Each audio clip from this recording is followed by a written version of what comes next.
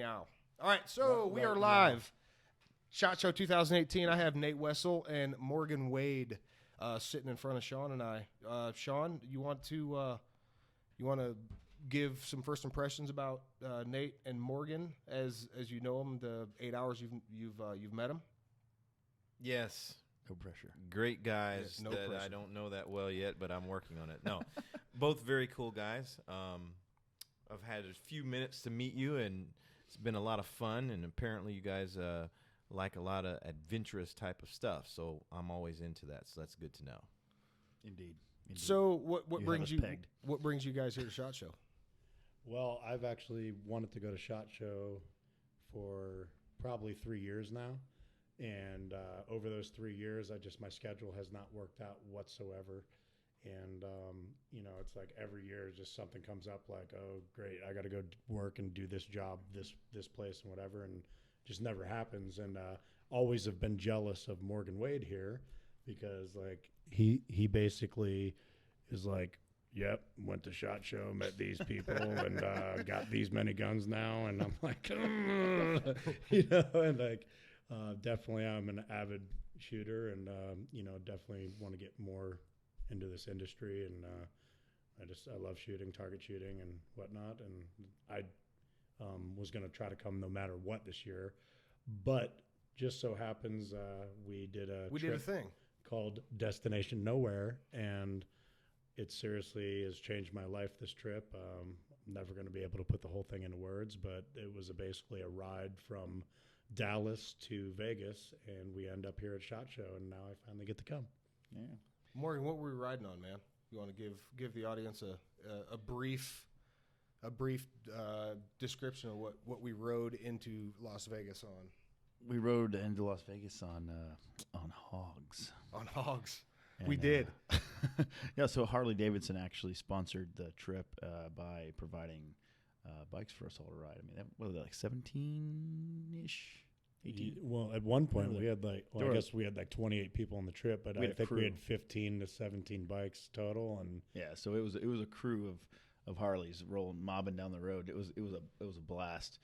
But awesome. So we'll definitely get into that because I was fortunate enough to be on that ride, and we can make 2 entire 1 hour podcast segments of that alone. So we'll get a little bit into that, but for now, let's talk about the gun industry. We're now in the midst of what Sean and I were talking about earlier, called the Trump slump. I'll buy guns regardless of who's in office. I just come to SHOT Show because I'm an avid 5'11" nature watcher. So, I like to come and stand and just watch all the 5'11" pants walk by and tactical backpacks. I always get a kick out of that as well. But so Nate, not having been on the floor yet, but having heard everything about SHOT Show, what do you expect out of this gigantic event that NSSF puts on every year? I think in general, I could probably care less about most of the stuff going on in there. I just really want to make a couple connections, and I think I've already done that, like on this trip that we've been on. But and outside of that, just knowing like the Black Rifle guys and Silencer Co. and a couple people in the industry, I really just with BMX. Like Morgan and I ride BMX professionally. I've always kind of stayed like one of the core guys, and I wasn't just like a contest rider. So I'd rather be a little bit more underground and more in the core part of the industry. And that's, I think, the people that I'm already around. So I only want to hang out with those people and get introduced to the people that they believe in, kind of thing. So I don't really care about all the glamour and all the other craziness going on that I hear about, and like, and I laugh at that. That's not me myself. So I definitely am stoked to see everything, but I'm more interested in just hanging out with the family that I just recently met and seeing what their company's all about and who they support. For sure. You were talking earlier about getting more into shooting. Tell me a little bit about guys that that are in BMX, guys that may not be here right now, do you think there's a lot of crossover in those guys like wanting to do gun stuff or they're already interested in it? And kind of talk about that crossover because, you know, gun people, we get really heavily into guns and we kind of get blinded to everything else. But then we forget that there's these other crossover segments that are kind of looking at our industry going, you know what, that's pretty cool. I'd like to do that. Well, like for somebody like me, you know, my parents, you know, never owned guns and they weren't hunters or anything. He's one of those. My One of those guys. yeah, and but my wife's side of the family, they've been hunters their whole lives and stuff. And the more I was around them, I just wanted to target shoot. And as I started shooting guns with them, I got like really, really into it and didn't really find myself right away what I wanted to do. But, you know, with like BMX slowing down a little bit for me and I can't ride like how I used to. I started like reading about 3-gun a little bit and I want to shoot 3-gun because I have a couple guys that are like really into it. They're some of the best, you know, 3-gun shooters in Pennsylvania. So I'm kind of like training a little bit with them. And then I have a neighbor that's, you know, special forces, and he's taught me more than I could ever learn from anybody. You know, I couldn't pay for the knowledge that he's taught me. So knowing, like getting into it and like learning everything safely, I think, you know, made me a better shooter right away, but got me like even more stoked on just that whole firearm world.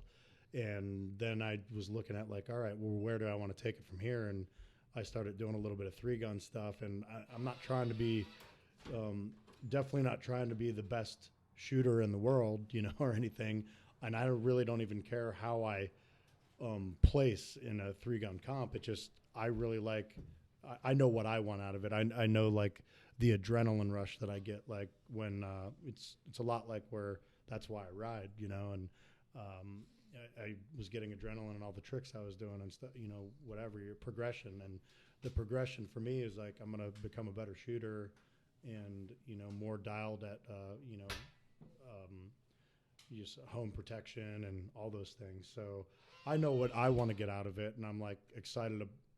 I'm excited about that. But as for what the other question you asked about my friends that also ride BMX, since they see how into shooting I am, I get a lot of questions from those guys. They're like, hey, you know, what gun should I buy or this or that? And I'm like, that one just in general to me is, you know, like, well, what do you want to do? Do you know, are you using it for, you know, self-defense, or you want to do target shooting? Because like all those guns are different, and like how you would set them up, and you know, what I like is not going to be what you like, you know. And it's like, you know, I have a bunch of different guns, and they're like, well, should I get a Glock? And I'm like, well, yes, I own Glocks. And I don't mean yes, get a Glock.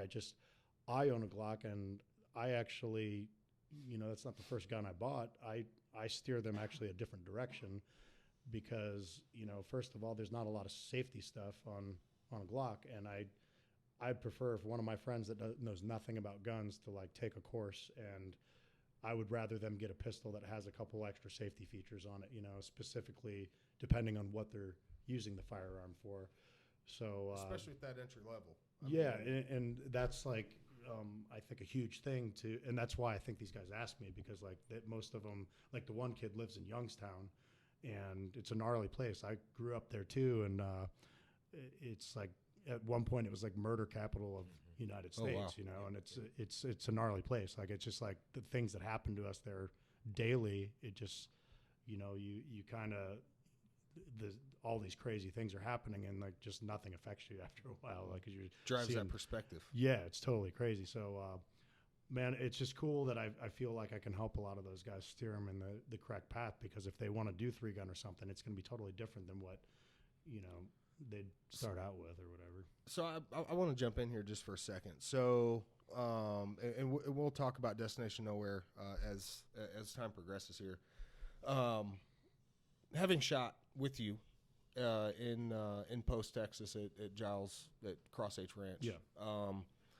You know, we started off with the ARs and the pistols and the fun stuff, right? The common stuff. We went back to 500 with 2 gas guns and a bolt gun. We took the Barrett M82A1 back, M82A1 back, and as well as Aero 3's Wrecking Ball, which is what was that 300 Win Mag, Yeah, right? 300 Win Mag. And then we brought one of Timney's demo guns, which was a Devil Dog Arms in 308, basic 308. All three had different pieces of glass on it. The AR-10, the 308, it was running with the Leupold Mark 6. Yeah. Right. So with the Tremor 3 reticle, the Barrett had a Mark 4, 3.5 to 14 or something. With the Barrett BDC, 650 or 660 grain bullets, and then the 300 Win Mag was that a Leupold as well? I didn't get behind that one. No, I actually. No, that was a Schmidt and Bender. Yes. Yep, that was a Schmidt and Bender. All three very good pieces of glass, yet all three very different. So, shooting, did you shoot all three or just? I did not shoot. I wanted to shoot the Barrett. I mean, I own a 50 cal rifle already, you know, Right. and I wanted people to have the opportunity to shoot a 50. I mean, I get any day I want to shoot my 50 if I want. It's not a Barrett, but Right. I know what they feel like. I love them, but I was actually more interested in shooting that Era 3 gun, and you know that's what I really wanted to shoot 1,000 yards at, because that's what I want to get more into actually. Right. So for the last 3 or 4 minutes, we talked about basically your drive to progress your shooting capabilities and skill. Yet I have in almost 17 years, almost 17 years of shooting with people, whether it be close in or long range, I have yet to see somebody who have zero experience shooting a reticle that you're completely unfamiliar with a 308 with pretty strong full value crossed winds, and hitting and getting on steel, Second shot. 12 to 18-inch piece of steel, Yes. second or third round shots. Yeah. So I would consider you a little more than an entry level guy.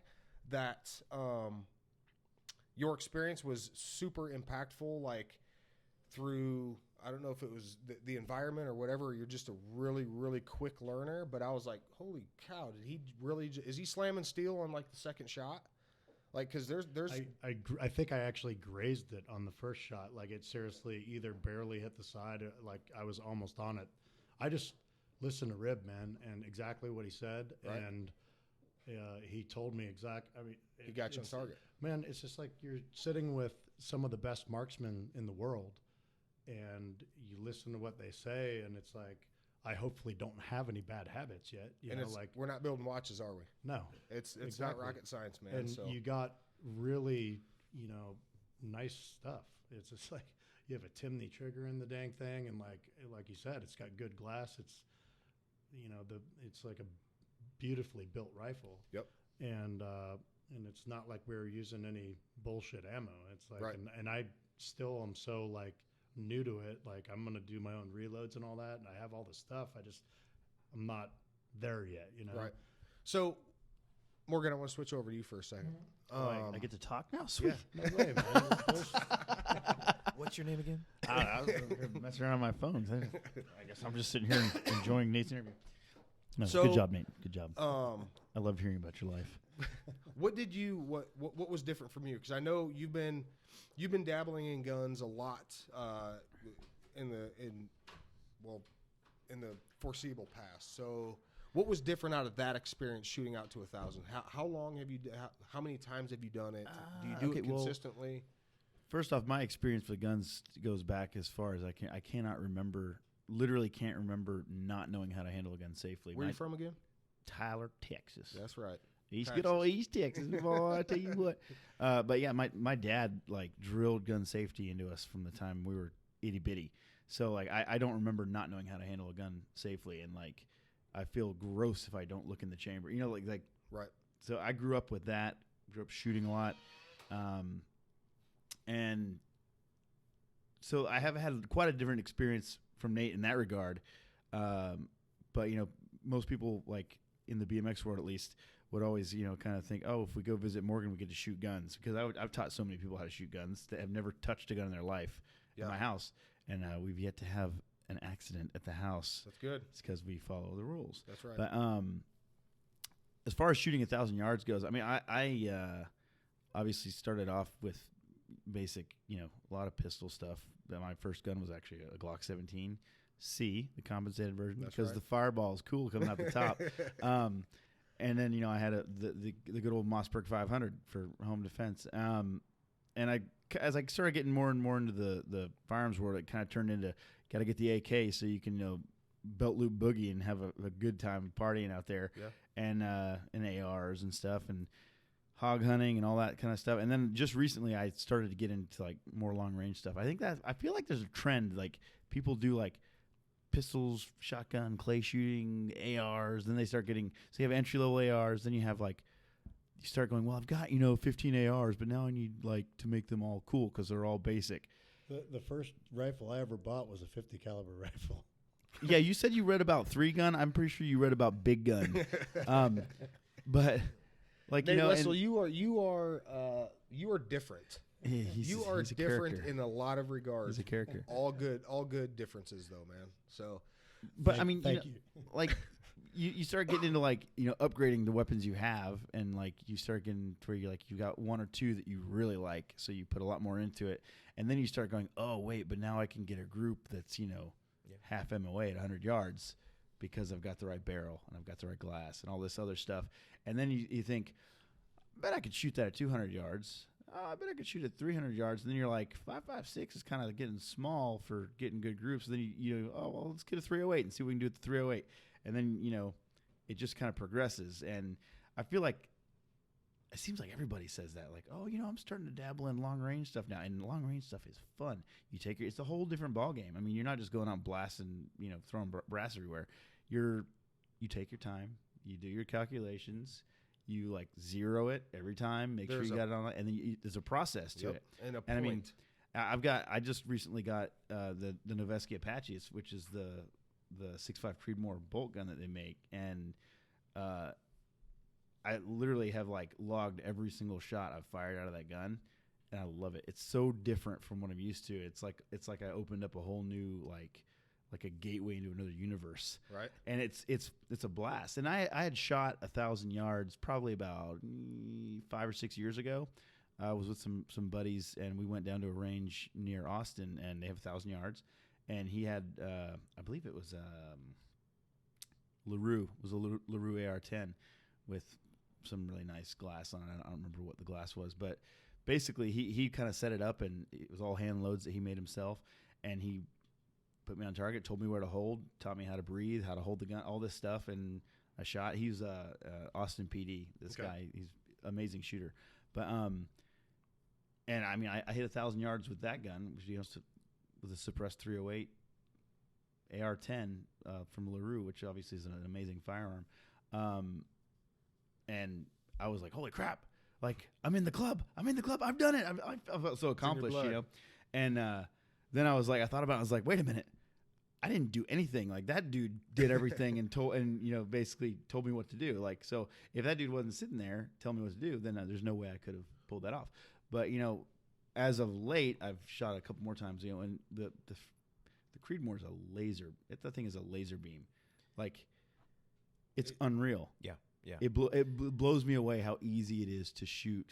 I tell distance. A lot of people now, we start out with like 308, and it depends. There's a different school of thought, but if you're going to start out in that game now, I just say start at 6.5 Creedmoor because it's fast, it's straight, it resists the wind really well, and you got the people like, oh no, you need to start at 308 because you need to shoot in the wind better, and it's just like, well, it's the best technology. It's like riding bikes. You wouldn't tell. You need to go back to something from 1992. Right. Somebody, you wouldn't start them there. So I don't understand this thought process where you have to start at the old stuff and work your way up. Might as well start at 6.5 Creedmoor. Yeah, I mean it's an amazing round. Like we were shooting last time we shot. The guy that owns my local gun shop has a private range, 1,000-yard range at his dad's place, and we went out there and we were shooting a 5-inch by 5-inch steel plate at 1,000 yards. Nice. And I mean, like the first couple shots I shot at it, I missed it, but only by like a couple inches. Right. Had that been a full silhouette, like I would have nailed it every time. So it's like it's unreal, and it was breezy that day too. And I was holding pretty much dead on. The guns are good, and the ammo's good and consistent enough now that it's really coming down to wind. Right? The weak. I feel like the weak link is the shooter. Yeah. Like, the guns that gun can outshoot me by a long shot. Like, I am the weak link there. There are a lot of guns out there that do that. Mm-hmm. Sean, talk about when your shooting life changed.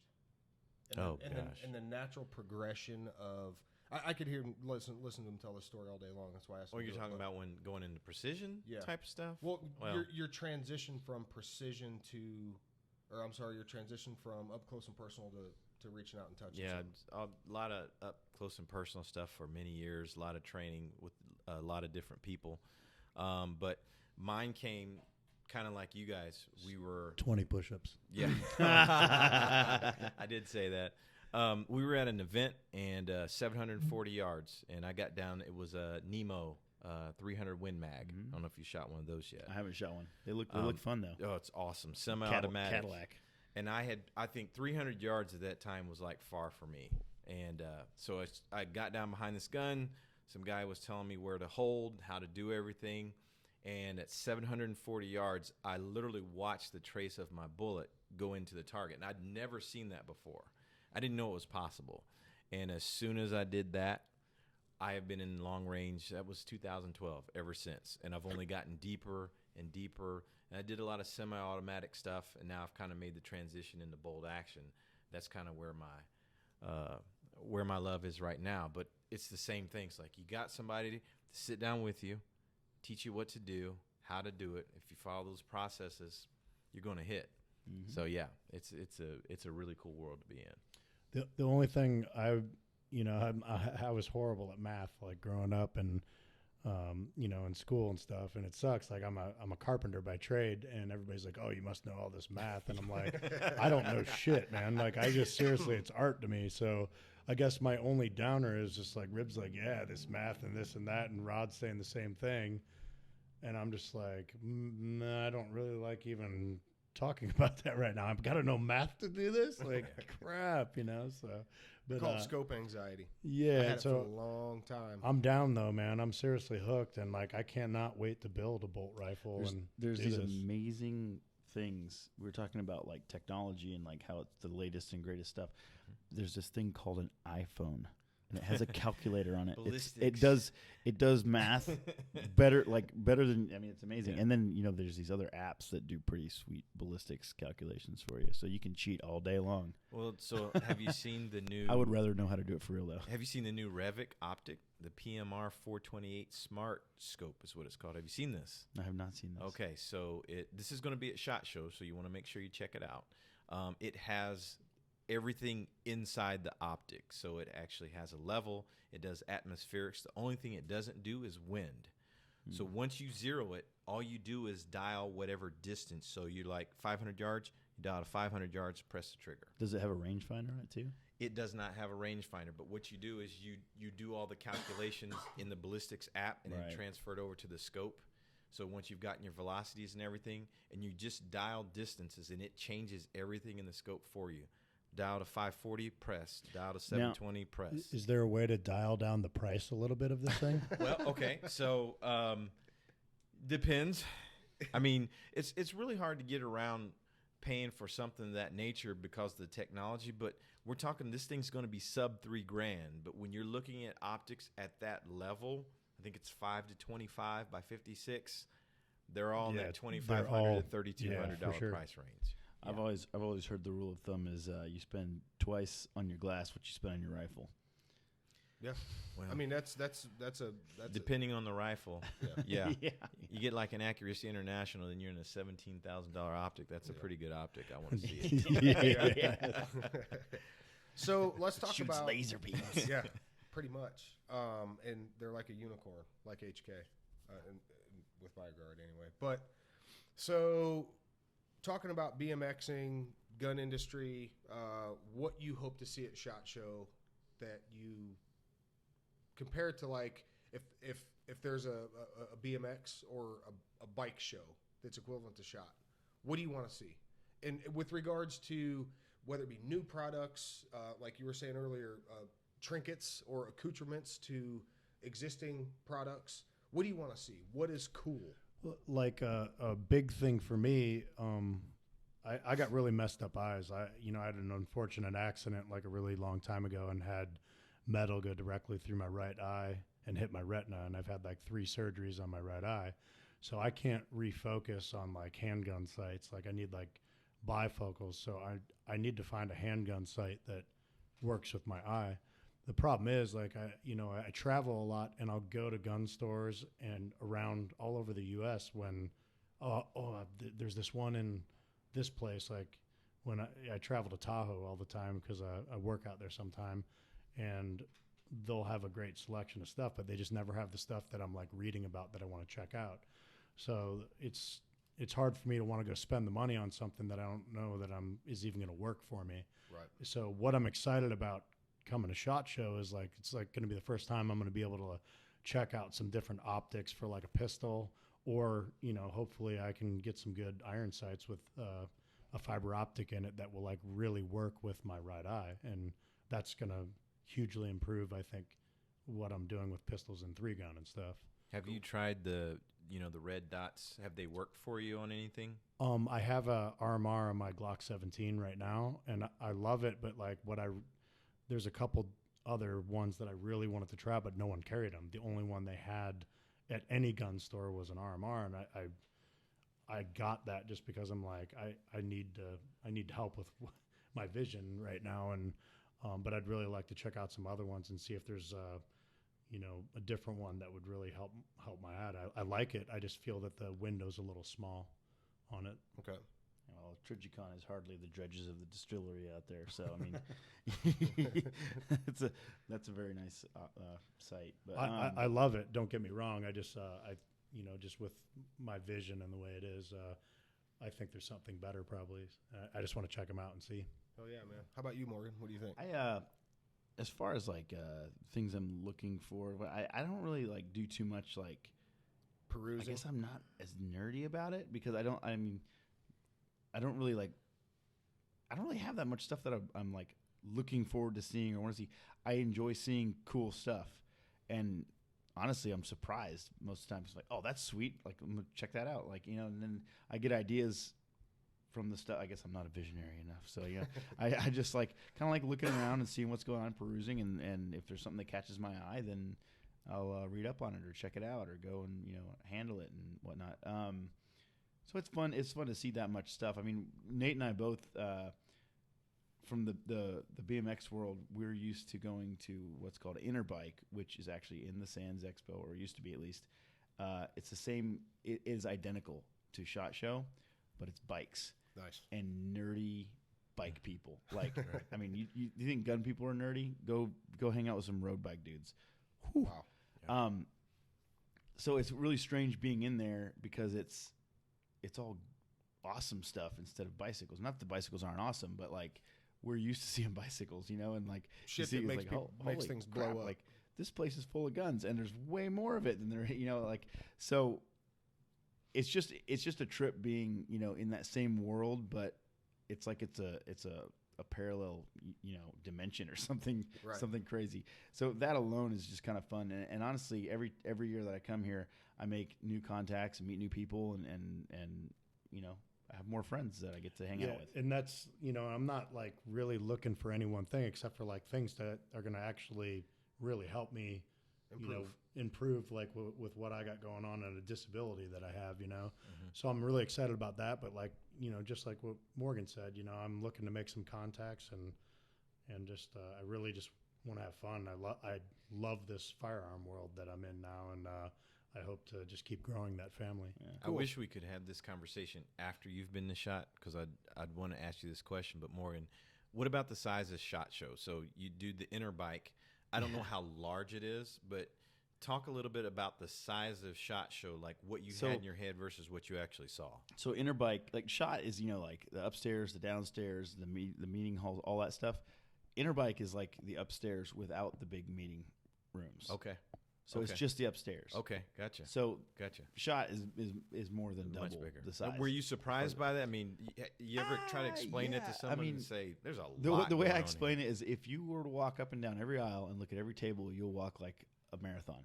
Right. I mean, it's miles and miles of like aisles to walk up and down. There's no way. I mean, that you can see everything and actually look at everything. Right. I mean, you just kind of breeze past it, or you get the the guide and you look at okay, which booths look interesting, and you kind of pick out which ones you want to go to, and you beeline straight to it, and you might catch something along the way, but Right. it's massive. It's absolutely massive.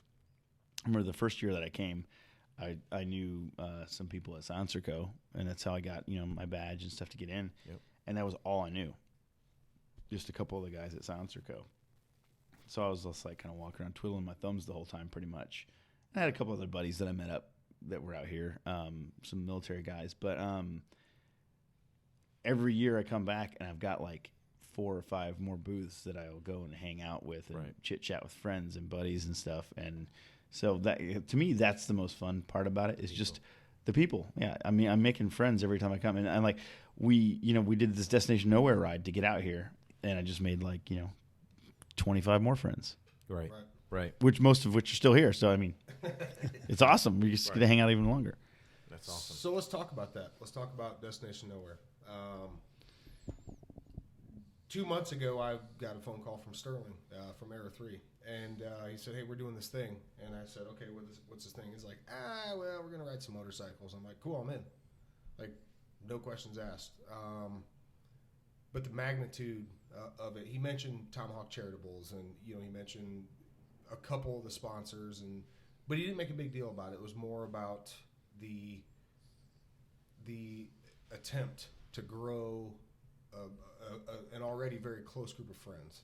Basically, be the conduit to bring everybody together for Tomahawk Charitables. Well, that's I think the crazy thing, because like when this originally, maybe a couple weeks before probably your call, he had called me, and it was honestly just supposed to be like 4 or 5 dudes just riding motorcycles, and there wasn't much behind it. Right. And then they like, "Hey, we're gonna do this stuff and just raise awareness for some this and that," and it's like, "Oh, rat, yeah." I mean, I was already down, but like now I'm like way more down. That's awesome, and it almost feels like it's a little bit of an extension and a little different than what our Bikes Over Baghdad trips are. And that's like just for the audience that doesn't know that, like Morgan and I go do entertainment for soldiers over. We've been anywhere from like Iraq, Kuwait, Qatar, and all these different places. And Djibouti. and like we entertain the soldiers. We build ramps and we go do action sports shows. But like a couple of those trips have been canceled, and like I didn't get out of 10 years. I've gone on every single trip except for the last one. So like I'm bummed. Like I want to do more stuff, and this ride turned into something that I don't think anybody expected. And I think it blew everybody's mind. The idea behind it, and Sterling having some type of vision, and maybe he didn't even know where it was going either. I really don't think he did. Yeah. After it's all said and done, I really don't think he did. And think about like how many guys did you know coming on this trip? I knew Sterling and Sherry. Each of us only knew maybe. I think the common denominator is everyone knew Sterling. Yeah. And maybe one other person that was going, and that was it. And Ken, I knew Ken too. And think about like there was a guy from every single, service in our military on this trip, with the exception of the Coast Guard. Right. And it's like, that's, and I think it's hilarious that everybody got along, We're laughing. What did Rip say? The Puddle Patrol? We're not laughing at the Coast Guard. We're laughing. They serve a very important purpose. Yes. Interdiction, drugs. Anyhow, so so Era 3 is a lifestyle brand. They're not just about guns, but they're about hot rods. They're about family. They're about experience, right? I mean, they're taking their brand seriously to a different level of like what a lifestyle brand is, though. It's like stuff that's like physically so usable and tangible for like everyday common life and some of the scenarios and horrible things that have happened, like look at their backpacks and having like a bulletproof plate in it. Right. And if some scenario goes down and you have your child there with you, you can like protect your child Or somebody else. or Right. there's a variety of things. And not only is that part of their brand, it's just like everything that they have, like their clothing, and it's all top of the line, like insane materials, and they're doing something different. I think that no other like lifestyle brands are doing, and I think that's kind of like their thing with anything they get involved in, including this ride. Anything they touch is there's a purpose. It's purpose driven lifestyle. I think is the best way I can sum those guys up, and it's not driven by the dollar, and I think that's what makes it so organic, and I think that's what makes it such a powerful thing. So let's quickly recap Destination Nowhere. I strategically or not jumped in on the ride a day late. If you hadn't said anything about that, no one would have made jokes about it. You realize that, I right? know. You just you walked face first into that. Well, I kind of weighed that. Basically, he showed up right after we all got done riding in like below freezing temperatures for hours on end. Sounds like a smart man. And It said, "Hey "Hey, was guys, freaking 11 degrees. it's cold. I'm hearing it's cold. I'm gonna ride in the rig, for a couple more hours, and then we get to Arizona, and it's like nice and beautiful and warm." He's like, "I'm gonna get on a bike now, guys." I'm gonna motor through this thing all the way to Vegas. So I got on the ride. I jumped in, flew into Lubbock.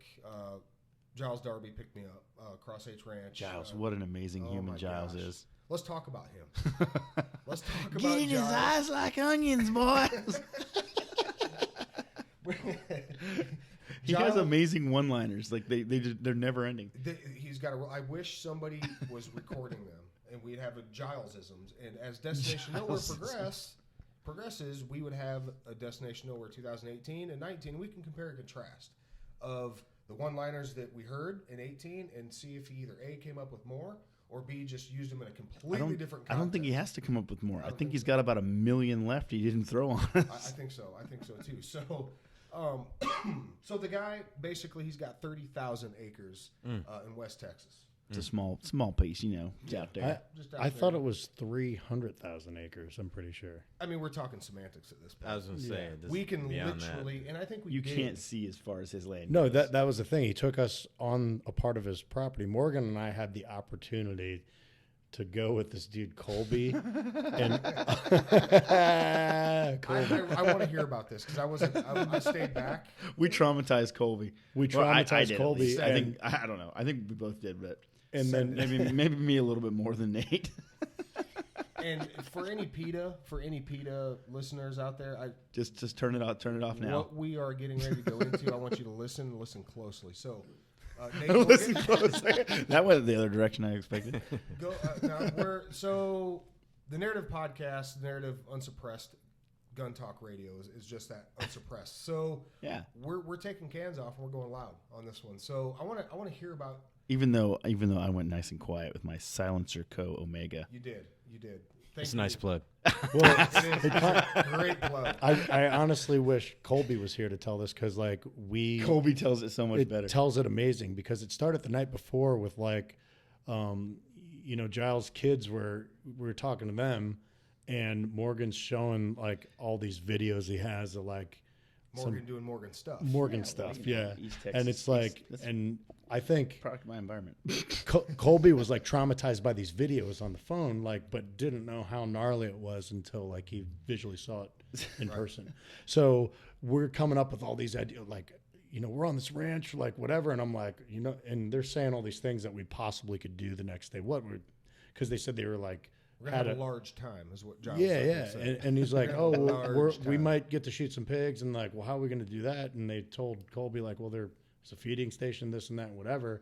And I'm like, I don't know about you guys, but I seen a skid steer and I seen a razor. And I'm like, we could make a jump. We could be coming blazing with a gun out the side. And like, I come up with stupid ideas. So we're saying all these things, and Giles' kids are like, yeah, let's do this kind of thing. And I'm like, oh my God, we might be able to do anything here, So when it finally comes to the point we're about to like eat, and then Giles is like, hey, the feeding station is about to you know, Like to let loose. let loose. You guys want to shoot some pigs or whatever? And we're just everybody's like in the whole place raises their hand, and Who was it? Travis, I think, was just like, I got to be the bad guy. He just threw 2 names out or 3 names out.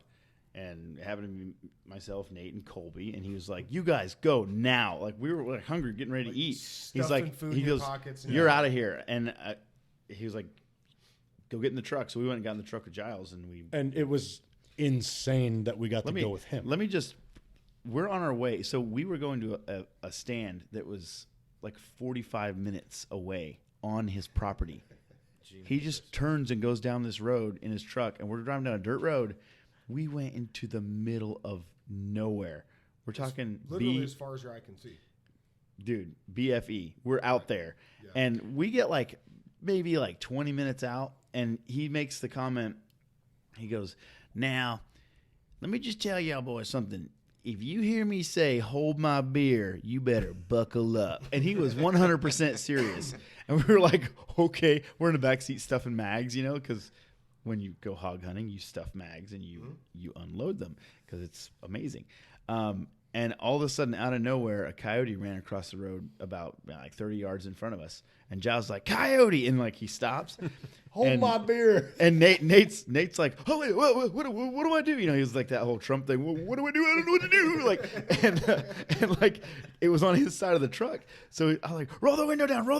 And like Giles, literally at this point, he has the front passenger window down, which is where Colby's sitting. Nate and I are in the back, and he literally goes, "Hold my beer," and we're like, "What's gonna happen?" Like, and we're like, something's about to go explode inside the car. We were all like bracing for like there to be really loud noise inside the truck.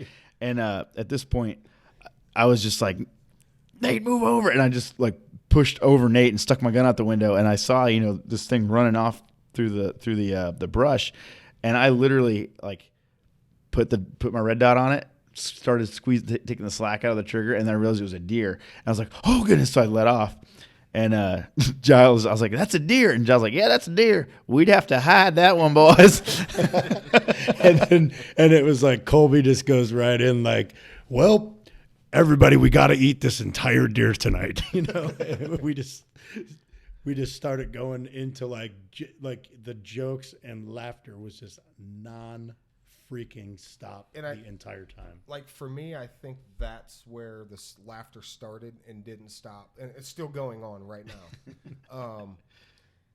Just being, I think that was an icebreaker because I remember. I think Morgan. I think you asked me. I feel like the actual pig was the icebreaker. Yeah, we're gonna go back to the actual hunt or the slaying, whatever we want to call it. But like for me, with my first contact with everybody that had braved the negative the Arctic East Texas weather.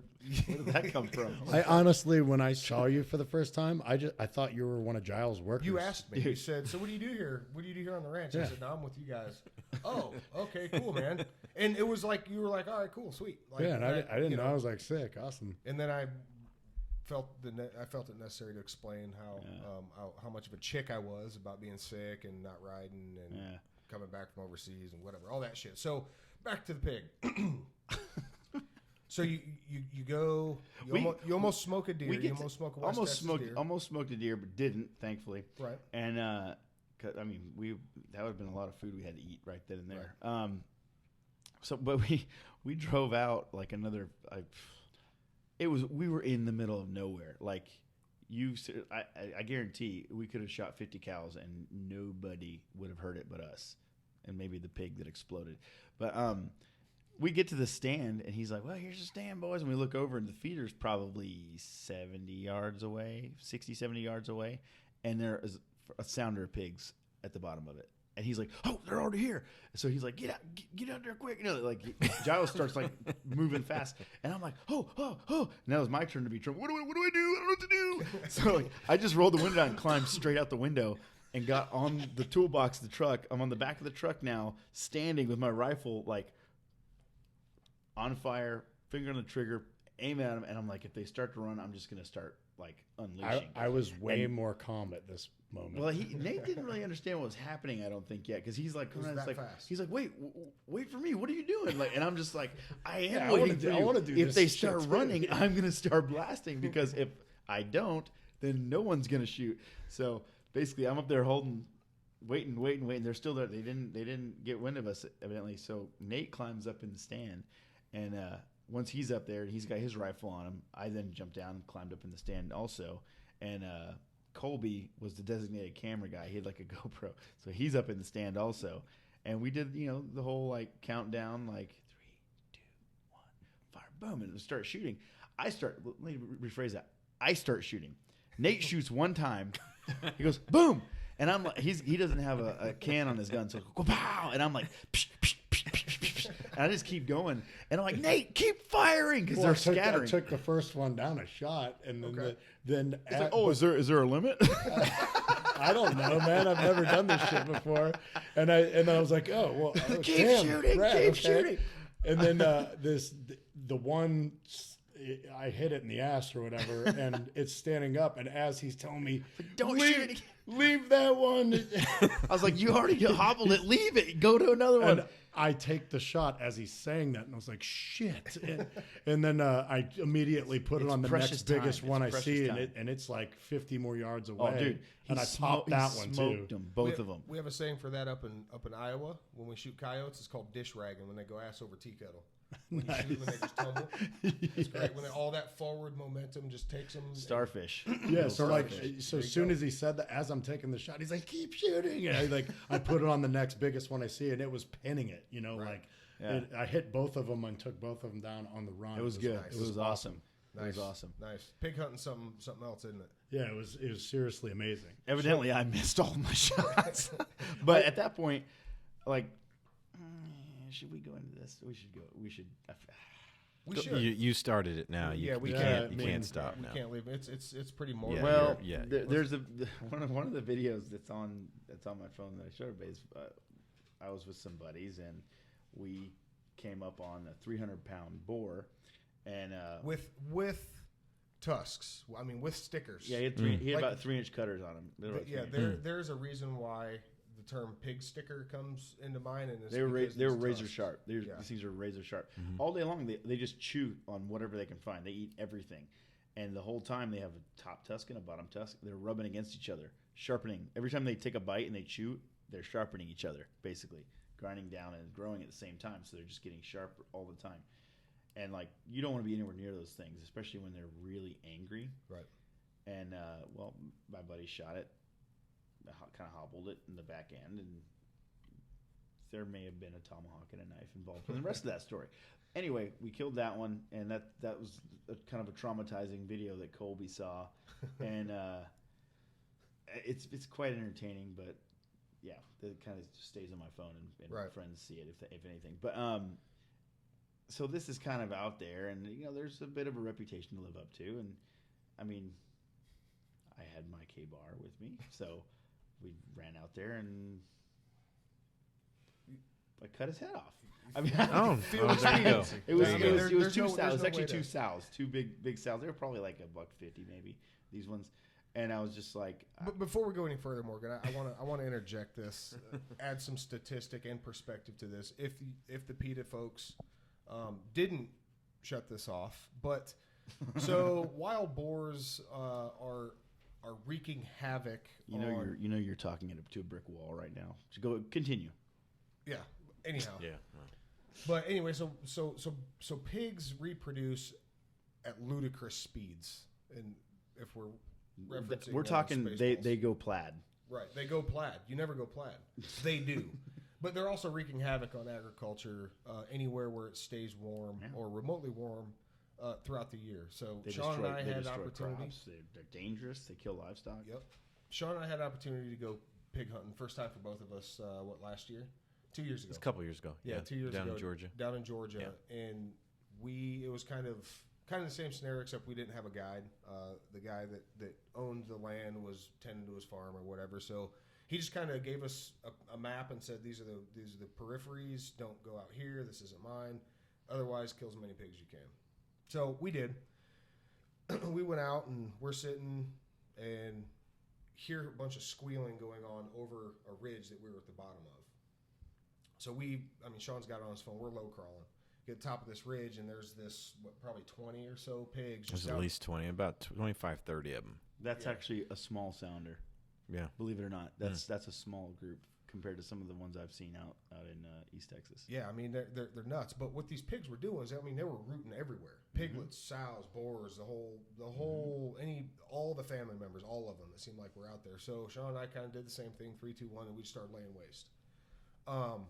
So the point of saying that is wild pigs are becoming a detriment to our agriculture and our economic agriculture in the United States. So with that said, in Texas, they're considered a public nuisance, and it's a public service to get rid of pigs. And right. So if you kill as many pigs as you can, that is considered public service. There you go. Because they cause a lot more damage to the local economy than they do good. Yeah, yep. And honestly, there's a lot of people that go hog hunting, and it's honestly probably not making that much of a dent. Right. The hog hunting. Wow. I mean, it definitely helps, but I mean, it's ridiculous. 26 pigs at a time they give birth to, and they reproduce it like right now. And what did Sam say? The mature reproduction. That was 6 months, wasn't it? 6 months old. Yeah. So you have 26 pigs that are born now. They are sexually mature at 6 months old. 6 months.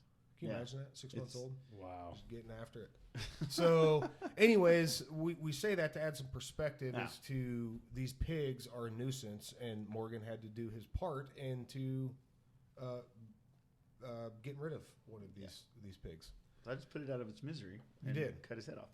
Yep. And then Nate, it was kind of his first time Texas hog hunting. So the other one, I was like, Nate, it's your turn. And he goes, okay. And he full on dove in head first, got in there. And while all of this is happening, Giles is sitting there. He gets on the phone. This is in the background, like all this is going on. And seriously, Colby's just like, he's like silent. He's in shock the entire time. And in the background, you just hear Giles on the phone like, man, who the hell did you leave me with? These guys are all kind of fucked up, sick fucks just like me. But if I don't show up back home, you know what happened to me. At one point, he comes over and he's looking at us, and we're goofing off, taking pictures. We like switched the hog's head and started making jokes about Face Off, John Travolta and Nick Cage, and he's like, y'all boys make me feel good about myself. You just as twisted as I am. You might even be more twisted. So is Colby here? Well, I honestly wish he was, but he had to stay behind. Okay. Colby in himself is a unique individual. Well, it turned into we actually ended up getting a third pig on the way out. We were driving out and we saw another small group of pigs, and of course Giles stopped, and Nate had his gun, in the truck rather than out the window where it should have been, right. And it was like they were starting to move, and I pulled the same move as the guy. I was like, out of the way! I just laid over the top of him. Over me. The gun was out the window, and I was like, as soon as I got on him, they stopped moving. And I was like, oh, and then I was like, they're not moving. So Nate's like, let me get the gun. Because the barrel's pointed at the floor, and I'm like, let me get the fucking gun. So he wedges the thing out and gets it out the window, and then we did the 3, 2, 1, and that time I got to smoke the pig, and he was full on like face plant, augured in, like for just one shot, augured in, and then we both kept shooting because they were scattering like pigs, And there was one other casualty. It was like it was like struck oil out there. All of a sudden, stuff starts spraying up out of the ground. Turns out it was one of his water lines. It's probably polyurethane water lines or whatever. Giles is still sending me photos of a frozen water line shooting in the air. Shooting in the and air. It was cold. And we're like, oh crap! And we like. And Giles was like, y'all couldn't see it. You didn't know it was out there. It was like buried in the brush out there, And obviously, you walk around and you can see it. You're like, oh crap! But one of the rounds evidently hit the thing, and it was spraying water up in the air. And I guess Giles had to go there and fix it a couple days later. But I think Giles Wilson did. His son did. But nonetheless, though, that on that topic. Oh, though, by the way, Colby refused to cut the head off the third pig, so I did it for him. Okay. He was legitimately traumatized. And it's so funny. And that just every scenario we got in, and Giles just had another one-liner like, "Well, what you boys want to do now? I'm just holding the tail of this dog. You guys are the one fucking it." That's Giles, man. So shooting the water line, basically letting 28 people whom he's never met before have full run of his ranch. Yeah. And he welcomed us with open arms. Oh, yeah. His wife, probably one of the sweetest women I've ever met, school teacher, opened her house up. My wife would never do that. My wife would be like, you want to, we can go to the Moose or somewhere, and you can get all your buddies together there. And their house that they live in is very humble. It's not gigantic. It's not Right. It's not a place where you'd walk in and be like, yeah, I think we could house 28 people. Right. But there wasn't a complaint. There wasn't a change of facial expressions when a bunch of misfits walk in the house and like, hey, what are you? So let me ask this. One thing about the gun industry that I've always said, the most amazing people I've ever met are in this industry. Yeah. I don't know how that compares to, like the BMX world. So you go into this place, this guy opens up his home, and, you do whatever you want to do. Do you find that, was there a similar kind of hospitality in the world, that you're used to operating in, or is it a little different over here? I'll say this much. As far as the BMX world goes, there is probably not a major city in this country that doesn't have a couch or a floor or a bed I can sleep in. Cool. Very cool. It's awesome. It's pretty amazing. Awesome. It's very kind of family oriented in that way, where like there's not many places I've been around the world that like you see a kid on a BMX bike, and I mean we went to Tasmania, and we went to a gas station. We see a kid on a BMX bike, and next thing you know, he's showing the closest park to us, and when we're at that park shredding it, we're like, oh, we're gonna go get a hotel, and next thing you know, he's like, no, you guys are staying at my house tonight. We're like, that's just how it goes in that world. That's awesome. That's really cool. Yeah. So aside from that, man, like his daughter-in-law, Giles Wilson's wife, school teacher, she had to work the next day. She was out socializing with us on our last night there. Giles Wilson did everything he could with his best friend. And everybody that worked at Cross H Ranch they stopped what they were doing to accommodate. And from my understanding, Cross H Ranch and Giles Dalby didn't. There was no money exchange for that. He was like, man, I don't know why you guys wouldn't stay at my place. Like, come on, like it was bizarre. It was the most powerful thing I've ever experienced with a group of people I've never met in my entire life. Well, I mean, like, look, for the audience that doesn't know who I am, I have 3-foot-long dreadlocks, and I'm probably the weirdest looking dude on this entire crew, So But you rock an American flag on at one point in time during the trip. Yeah, Nate had American flag was covered literally from head to toe. Yeah, and this started like at Giles Darby's ranch. Like I had a camouflage tuxedo on. Yes. And everybody else is in their tactical gear and whatever, and I'm Anything sitting. to keep us warm. Yeah, I'm in a stupid, camouflage tuxedo with a bow tie around my neck. I didn't think it was stupid. Yeah, I mean, but I love it. That's why I brought it along. But like, I'm like, man, most people that look at me are already like, they just have a thought in their head what I'm already like. Right. And the most unbelievable thing about Giles is like, he could have judged me however he wanted to. Hyper conservative. Yeah. So the atypical hyper conservative would look at somebody with 3-foot dreads walking around in a camouflage tuxedo and say, "You want a wacky tobacco boy? Man, what's what's this boy doing here?" But he didn't. No, he hadn't really talked to me yet. I'm like, man, I hope he doesn't think I'm like the weirdest dude in the world. He did refer to us as the A team after that. But he walked up to me and like I had a highlight there. I had a lot of highlights at Giles' place, but he walked up to me. He's like, man, he looked me straight up and down. And I was like, oh, here it comes finally. Here it comes. And he's like, man, I really like this. And he's just like, you're all right, and I mean, that's right after I shot like that 1K shot, I think. And then we just started like bonding more and talking, and he started like really, hearing all the things that had already happened on the trip from Dallas to there. We were like 1.5 days in. 2 Yeah, days 1.5 days in, but so much crazy happened. And then when Morgan, that right there, when Morgan and I went with him, and how hard we laughed. I mean, we had to keep stopping the truck because we were dying laughing. Well, and he had to stop the truck to fully tell the stories he was telling us. He would stop and he would just turn his head and just finish the story because it took too much concentration. Right. And this is awesome. This is the craziest thing. Like maybe 2 days later, they get a message from they get a message from Giles saying like, hey, Giles is donating a hunt on his property to the Tomahawk Foundation and all this stuff. And I'm like, and the funny thing is, when we shot that third pig, Morgan got that, and the more stories we told, he started getting teary-eyed, like talking to us about like what was going, like our whole trip and all the things going on.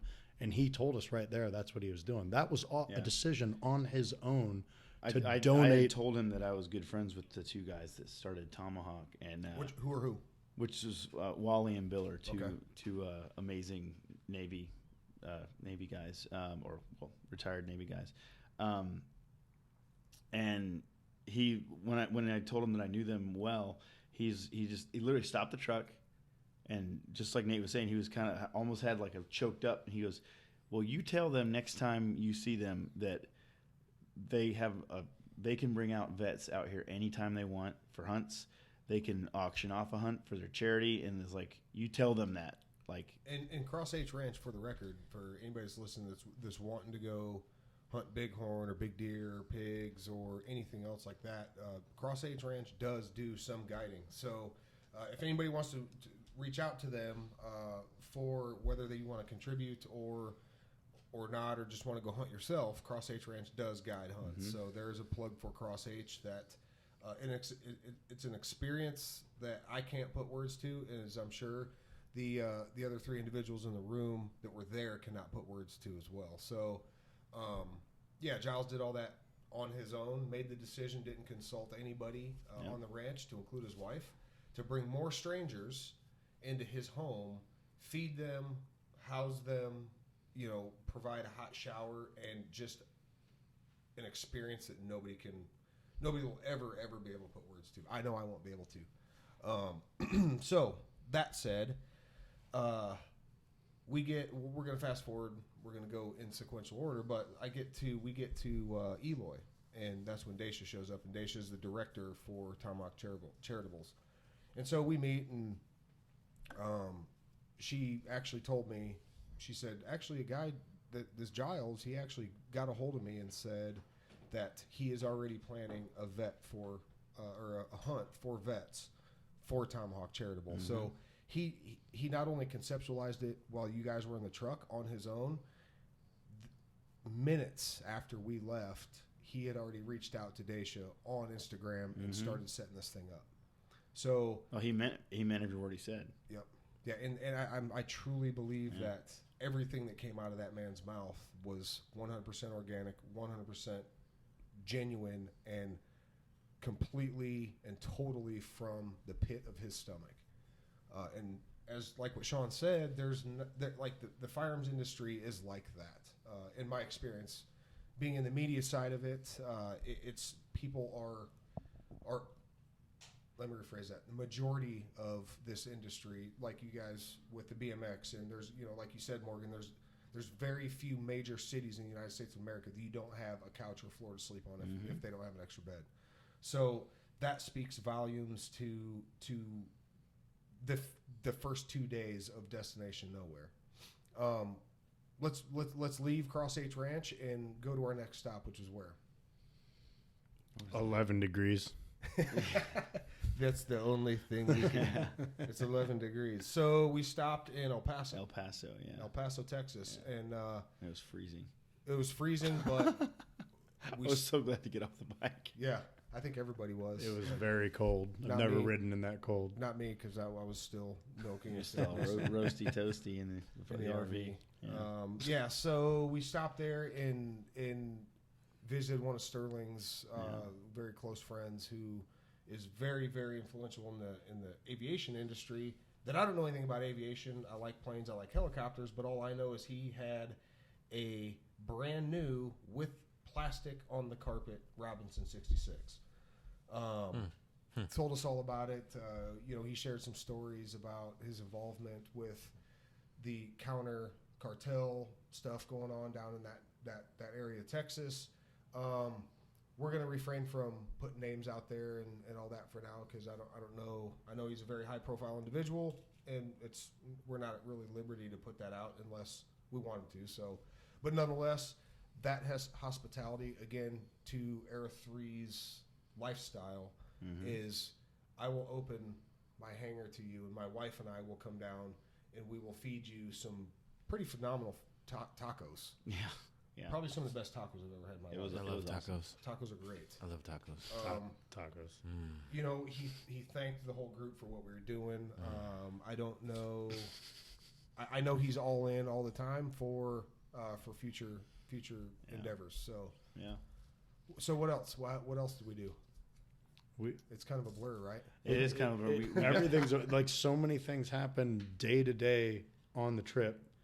It's unreal, and and as you sit there and you're getting closer to each person on this trip every day, you're not only talking about the trip, but we're getting to know each other. So it's like these stories just start, and just you're sitting with everyone on the trip is like an alpha type, and okay, so when are the problems going to go down, and when are the fights going to happen? That never happened on this trip. When's the resume? So why do you think that is? Well, I think we had such a diverse group of people where, like, I don't know, I was messing around trying to make people laugh, like wearing stupid clothes, but everyone was a team player. Like it's of course you got a bunch of alpha types, a bunch of leaders, but everyone was also a team player. And when it was established, okay, well, this is going to go smoothly if one person is kind of calling shots, and everyone was cool with it because they're team players, and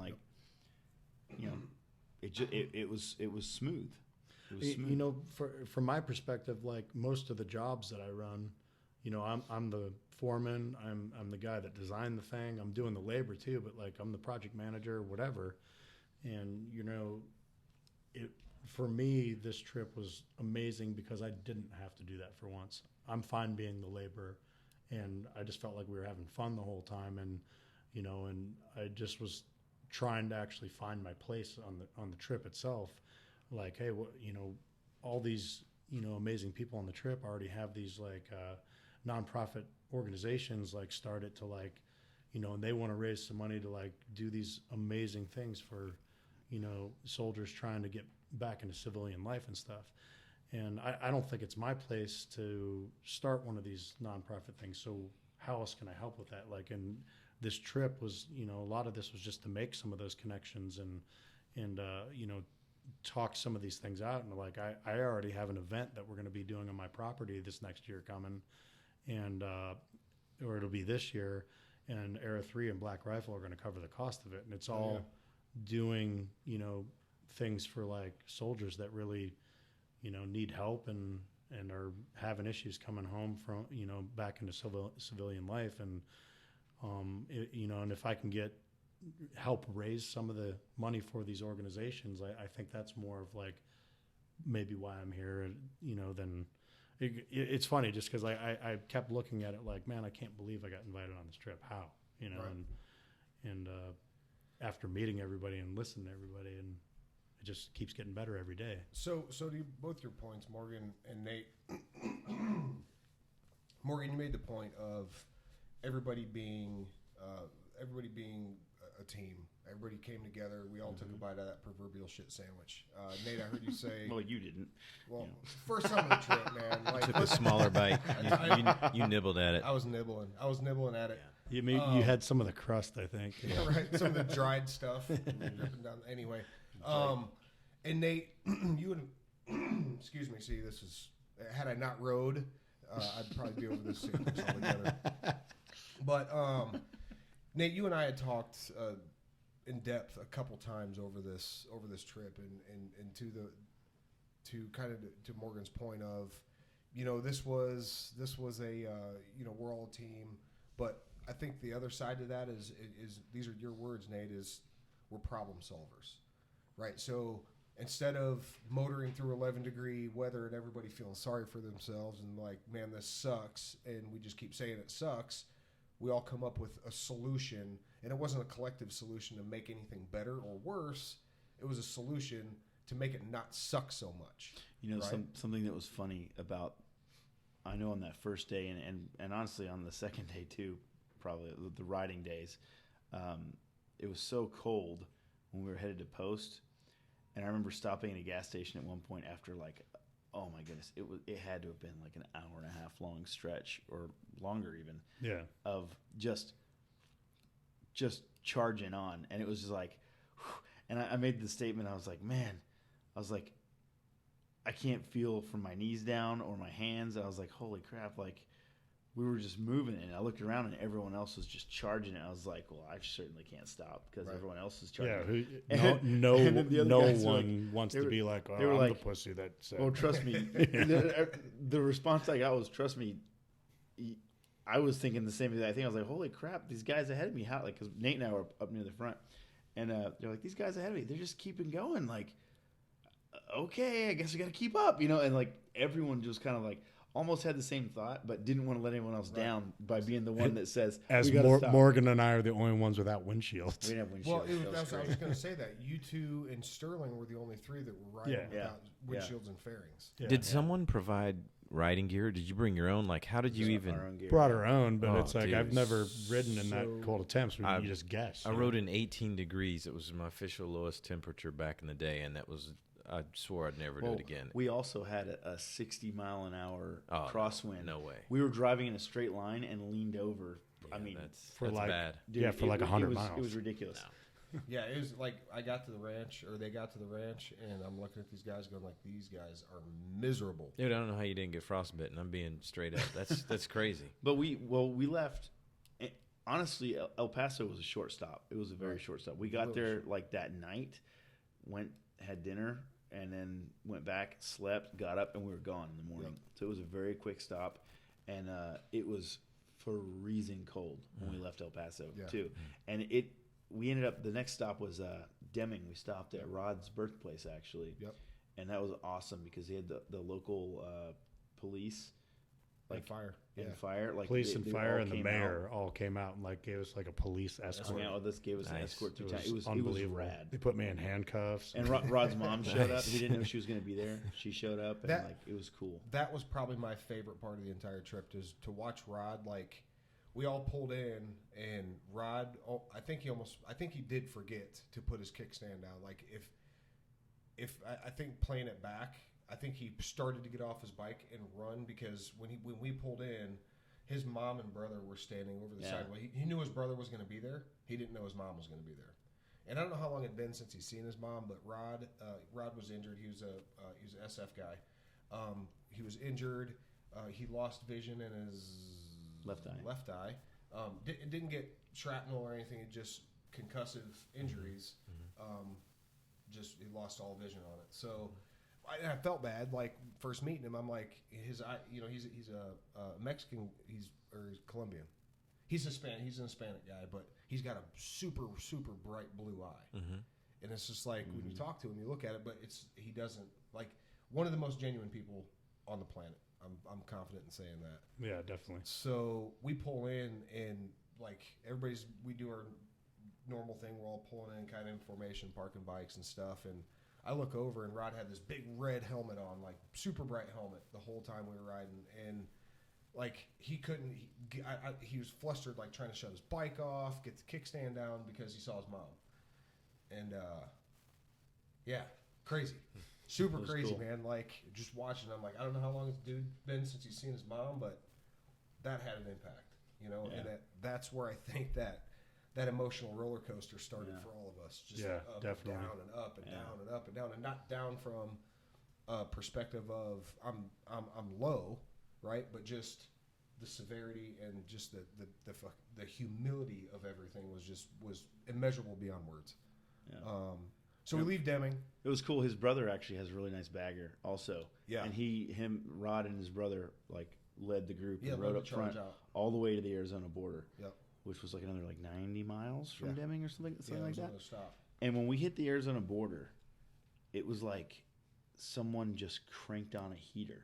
It was Like the unreal. house. We literally like it was like, oh man, it's nice out. We pulled off the road, stopped, and everyone was kind of warming up, and all of a sudden like jackets start coming off, and like layers start shedding, and I mean Scott's like, I think I can ride now. And that's when I jumped on. I'm well all of a sudden. amazing. And that's I ended up riding in a t-shirt through pretty much all of Arizona, and like I mean we did like what 200 and something miles after we hit the border, and I was in a t-shirt the whole way. It was so nice. It was so nice, and and at that point, it was really cool because a lot of these guys on the trip weren't even experienced riders on motorcycles. They might have been on a motorcycle once in their life, or so that's not my much question. seat time. Everything was safe. Everybody was no accidents, and I mean, Well, we had one. Well, no. in the beginning. but it wasn't terrible. It was just a minor thing. So. okay, cool. As long as everybody got Thankfully, there safe, was- that's a good ride right there. it was a little stressful leaving like just the first day in Dallas because it's busy and pretty much the worst traffic we were in the entire ride was in Dallas. Like when the first time we rode together as a group, we were pretty much in the worst so traffic. that was scary. So like even Rod was like, man, that was terrifying. Yeah. You know, and but you know that first day going from trying that to ride with point television. and riding, you know, like these guys not being like seasoned riders by any means, and going through the brutal cold and all this stuff, like everyone killed it on this trip. Right. Became like, you know, when you ride like that, like you become a different person. You learn so much, you know, and it's like anything can happen, you know. Yeah. And by this day, then that going to Eloy, we're riding at like 85 miles an hour at this point. Everybody being comfortable too, Right. which was seriously amazing. You know, it's you know, and we were just going with the flow of traffic. You know, it's like so at that point, it's like you can see the progression through everybody, and I think that was like a killer thing for everybody. You know, it's like everybody was more comfortable and just riding the bikes really good. And the teamwork and camaraderie didn't stop at all throughout the entire trip. It was like same humor, same conversation, same. I like to call them comfort conversations. Right? I pulled out a new gear every day to wear to make somebody laugh. Right. You know, it was just stuff like that, and you know, just reflecting on the trip up to that point. So we get to Eloy, Arizona, where Skydive Arizona is. And I've never jumped before, and I was petrified of doing it. But even before that, as we roll up the exit ramp, oh yes, like I just see Sterling just so stoked, like off the. He's like, yeah, you know, swinging his arm. Let's do this. And there's a cop waiting at the top of the, you know, I thought we were exit getting ramp. like, I see the lights come on, and I was like, "Are you kidding me?" And it was a gnarly, this is ridiculous. badass police escort. It was a procession. It was Nice. They It was locked so down rad. intersections. We're driving by, like people are honking, waving, hanging out the windows. Like it was two lanes, and we like. Well, I guess it's 4 lanes because we had 2 lane. Oh, they stopped traffic. the other side. The And oncoming traffic was even stopped everywhere. Cruising like we had a line in one lane and a line in the other lane, and the cop car was driving down the middle. The police car was driving down the middle, like just leading the way, and we were just mobbing. It was so awesome. rad. That's awesome. And that was all coordinated through a friend of Sterling and Sherry's, he's Crazy George. Yeah, Crazy George. Oh my goodness, George he's was a former insane. German SF guy, and he's a citizen, and now he's a police officer, and he's A beagle lover, also. a beagle lover. Yeah. Yes, he's nuts. But he has a company in Eloy called Firebird, and basically he builds parachute rigs. Cool. And he helps train military jumpers and everything else. So Skydive Arizona, like the common theme up to this point, basically rolled out the red carpet and said, hey man, mi casa su casa, and we jumped out of airplanes for a day. And you know, I had jumped once before, and we had the opportunity to jump a couple times if we wanted. I thought George was so interesting as soon as I met him. we just started like, I think I don't know, like when you realize somebody's like kind of crazy and the other person kind of realizes that person's crazy, like too, like we just connected like right away somehow. Right. And he had said like, oh yeah, I'm going to cook fucking, he's just like swearing like a trucker, but with an awesome accent. And he's like all this stuff. And he's like, it's so funny, everything he says. And and he's like, yeah, I got to go pick up this all this food. And I wish I could do his accent. It's amazing. And I got to go pick up this food and cook. I'm like, you need help cooking, you know? And he's just like, you want to do that? I'm like, yeah, can I jump one time? I'll go right with you. And he's like, yeah, whatever, you know? I'm like, he's like, do you want to shoot machine gun? And I'm like, duh, you know. I'm already in an American flag onesie at this point with like a American flag underwear on and American flag socks. My shoes were American flag Vans. American flag bandana. Yeah, I mean, and I had American flag glasses on. And you fell out of the sky in that outfit. Yeah, and as soon as I got done falling out of the sky, like I didn't even wait around to get the video that they wanted to record of this thing. I was like, can somebody else just get this because we got to go get some groceries and whatever. So we leave, and then the stories start. We're in George's G-Wagon, and he is going nuts. Like, and TJ's with it is so funny the entire time. And I got to shoot full auto HKs. Like it was, I don't even know the names of the models that we're shooting. Like, but it was so damn fun. Appreciate an MP5 and a G33. Yeah, I mean, it's one of the 308. I've never shot the 36 or 33. G36 is 5.56. Okay, so there was a 36 because we had a 5.56 and we had the 7.62. Yeah, probably. And you did a 9mm also, didn't you? No. Oh, you didn't do an MP5? No. Okay. He had one, but we didn't do that. So I was impressed. Like I was like, hey, just real quick, run through it once for me. And then once he did, it's just like, it was so fun slapping down the action of it. And I was just like, this thing's so rad. And then it's all fun. Like it. And he's like, he had the 100-round mag, and he's like, Nate, no, you say fuck it and shoot the whole thing. What are you doing? That's how he talks. Yeah. That's how he talks. In the presence of women, it doesn't matter. Oh, Children, yeah. Going to the grocery store, just what came out of his mouth right as we walked in. Like 8 people right there trying to get a cart, and they just all stopped, and he was just like looking at us like, yeah, I was just trying to get laid, it's fuck it, yeah. And it just stops like the entire grocery store, and I'm like, awesome. He seems like he's pretty much a legend in Eloy, though. He is definitely. Everyone knows him. He's a legend Crazy everywhere George. he goes. Yeah. Well, when you roll up on a Vespa, and Sterling gives you the rest of our ammo, and he packs his entire Vespa full of like 3,000 rounds of ammo, and he's like, yeah, this. You guys don't even have your bikes. What? I was hoping to lead the pack, And he tied that much ammo on his Vespa with a rat's tourniquet. Nice. Yeah, he did. Yes. Coming up with new ways to use those things. Yeah, absolutely. But while you were doing that, Nate, the rest of us were skydiving. Sterling, I was making lasagna for you. Yeah, you were making lasagna, and we just kept jumping out of airplanes. Yeah. How many jumps did you make? I did 2. Did you do 2? I did 2 as well. I think everybody did two jumps. It Sterling was and amazing. Sherry jumped 3 or 4. Oh, they jumped with everybody. They Really? went more than that 5.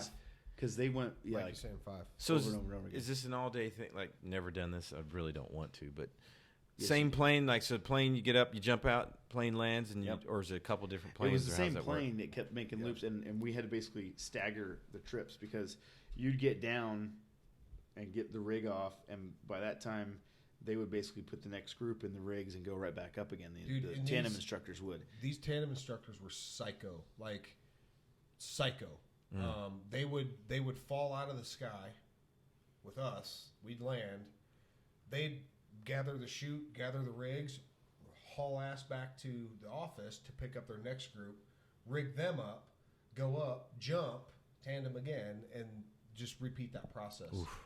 So the guy that I had, Freddie K was his name, in teaching the adult learning theory for as long as I have, I can appreciate a good instructor. And this guy and his craft is probably one of the best instructors I've ever had in my life. He was very thorough. Like, by the time, like, the only bout of like true anxiety I had was when we were standing in the door and I had to cross my arms and put my head on this dude's shoulder.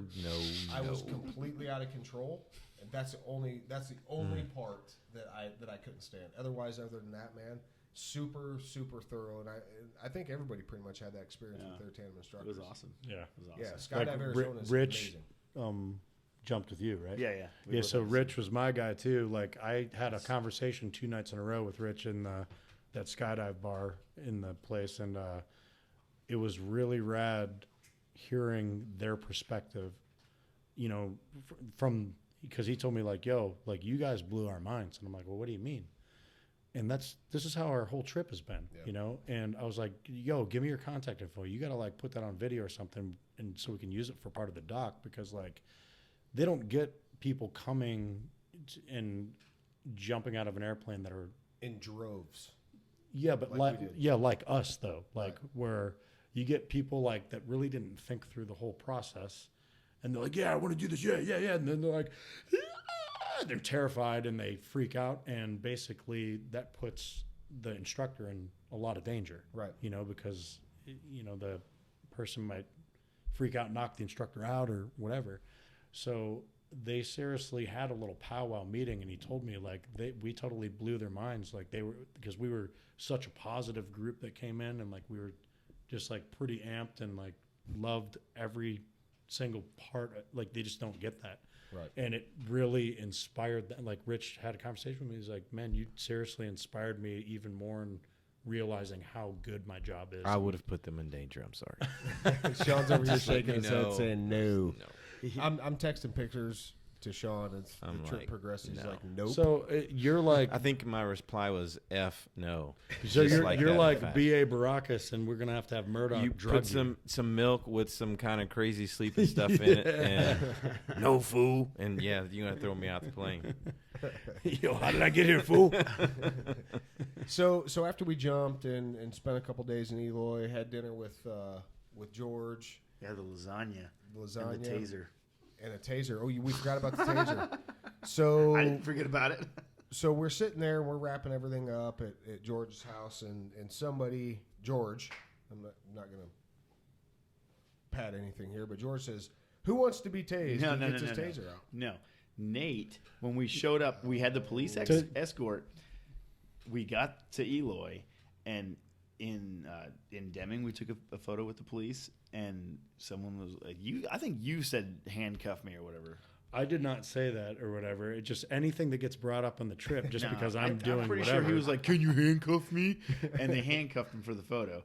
And then when we get to Eloy, somebody's like, "Yeah, this time tase Nate for the photo." I get always put in the situation like, "Oh, let's just do it to Nate." So Yeah, he'll like that. So no, the officer was like, "Ooh, that's Can't really tempting. do It's that." almost worth the write up." But no.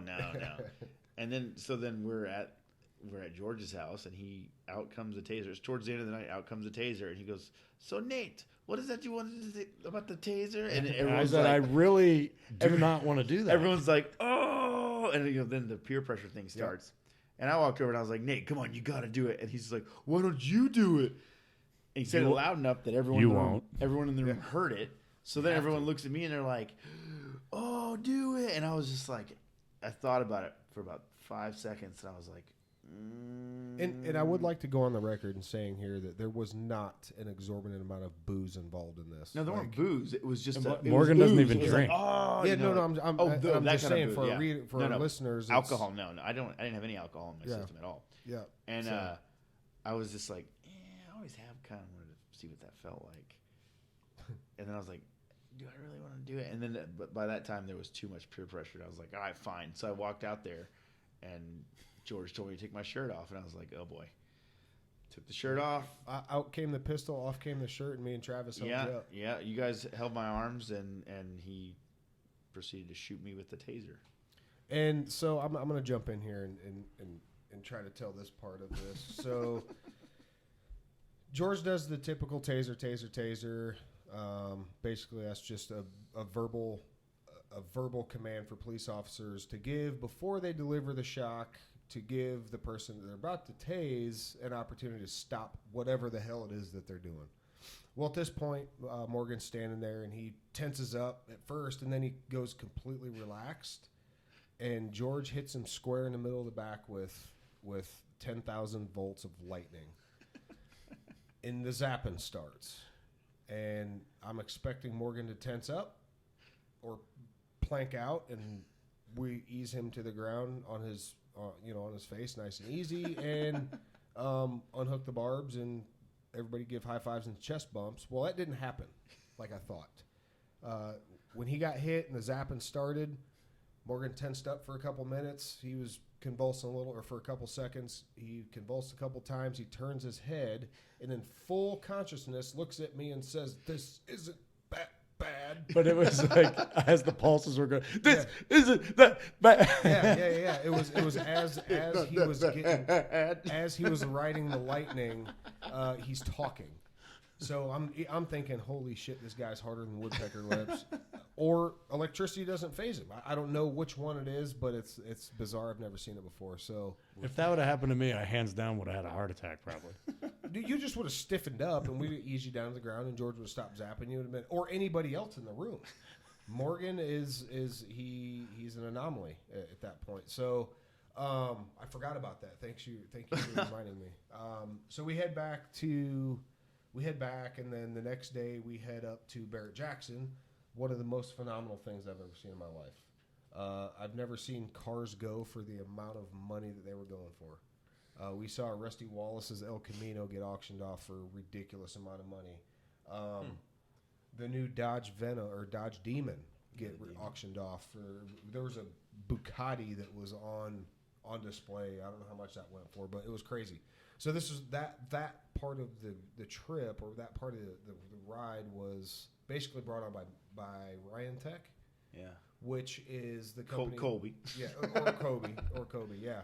So they rolled out the red carpet for us, and we did our thing, and got to go around and see a lot of things a lot of us wouldn't normally get to go see or have the opportunity to go see. Another testament to the magnitude of that of everybody coming together. I had a conversation with a published author and the founder of the American the Patriot Authors Group. His name's Robert, and an amazing patriot.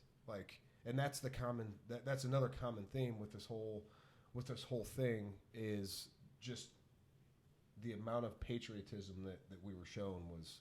Yeah, again, from everybody, this everybody that saw what we were doing, it was red carpet everywhere, and it was an unbelievable thing to see. And there wasn't much of a PR strategy going into it.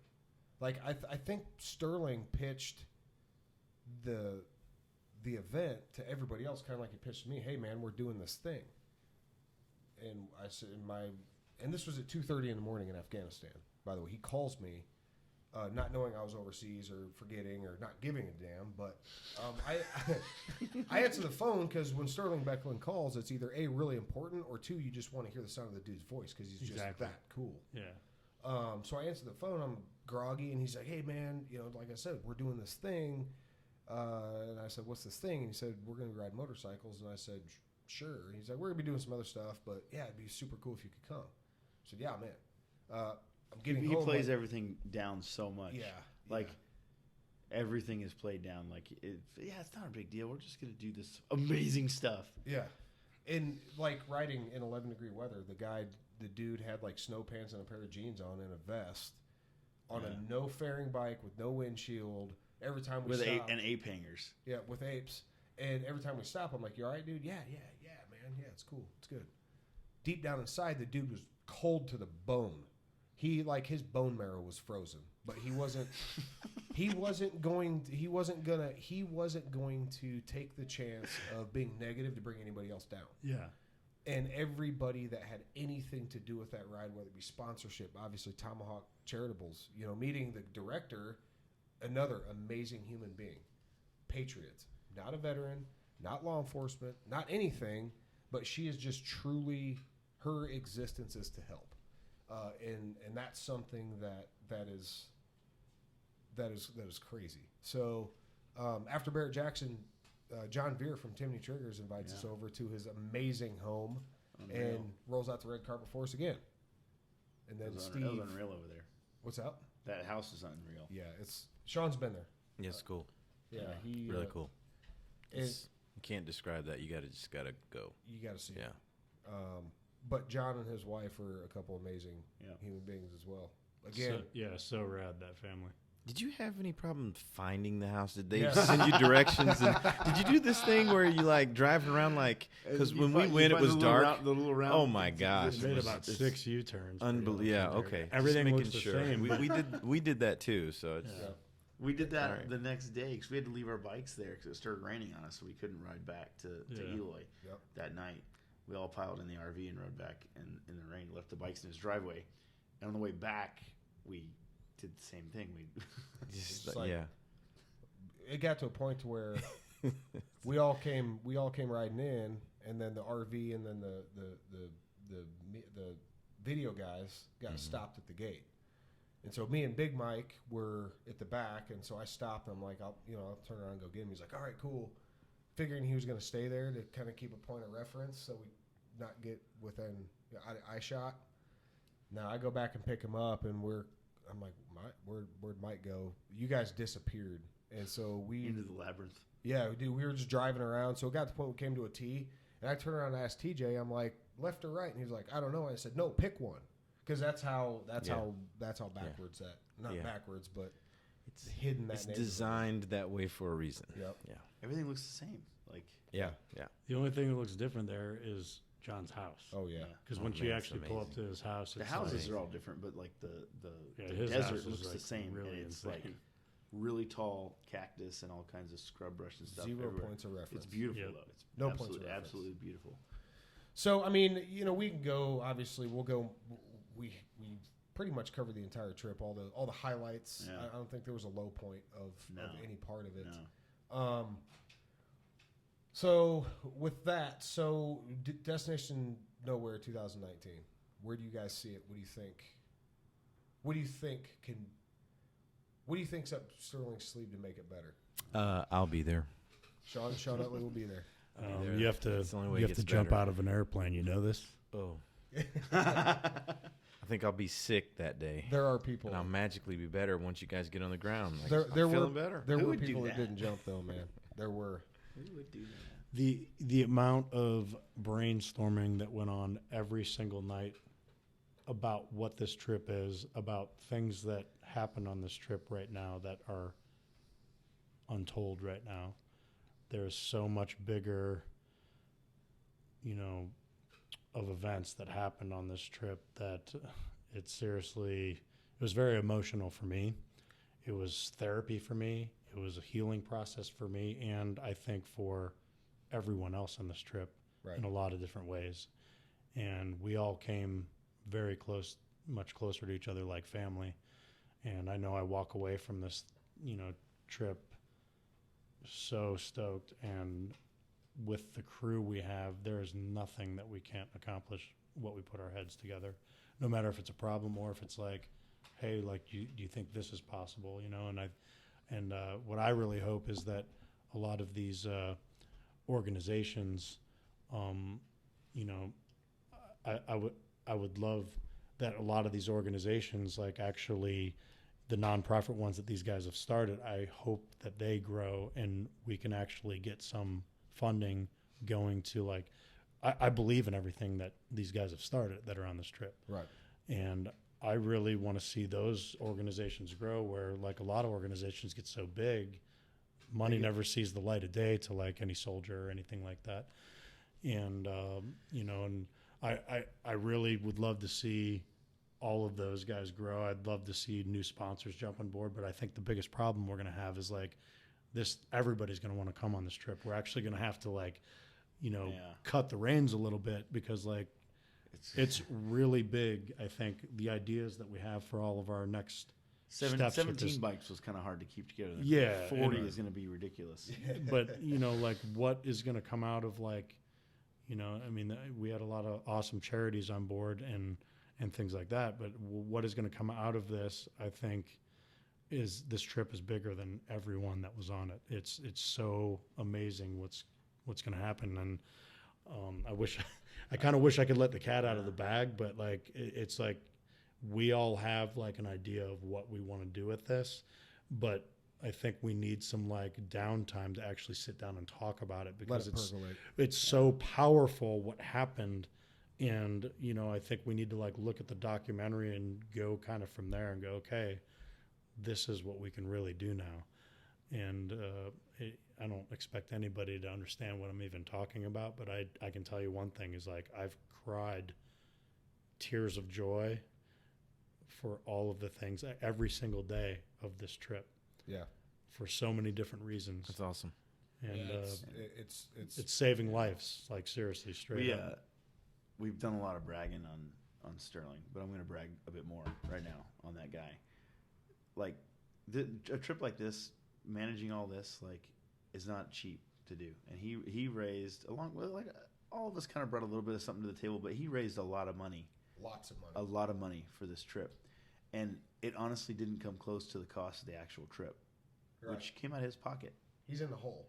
Yeah, definitely in the hole. Well, he wouldn't say he's in the hole, but like he paid out of pocket for the majority of this trip. Right. So the money that was raised to help pay for it didn't even I don't even think it got close to half what it cost. No. And on the last day, he turned around and said every cent that he raised to pay for this trip, he's donating to Tomahawk. Yep. Which means 100% of this trip came out of his pocket. Yeah. And I mean, he raised a lot of money. And it was awesome. Yeah, that's cool. It's awesome. That guy, I mean, I'd spent time with him. I've been on some hunting trips with him, and like I've been around him. But like, you don't grasp who he is and what he's doing and is capable of doing until you spend time with him, like we did on this trip. And I really feel like I got to know him a lot better just by seeing seeing his real character come through. And he won't talk about it. He won't brag about it. He is, and humble. He's super humble. Doesn't even I feel like isn't even an adequate word for what he is. Right. But the fact of the matter is that guy has a massive heart, and he wants to help people.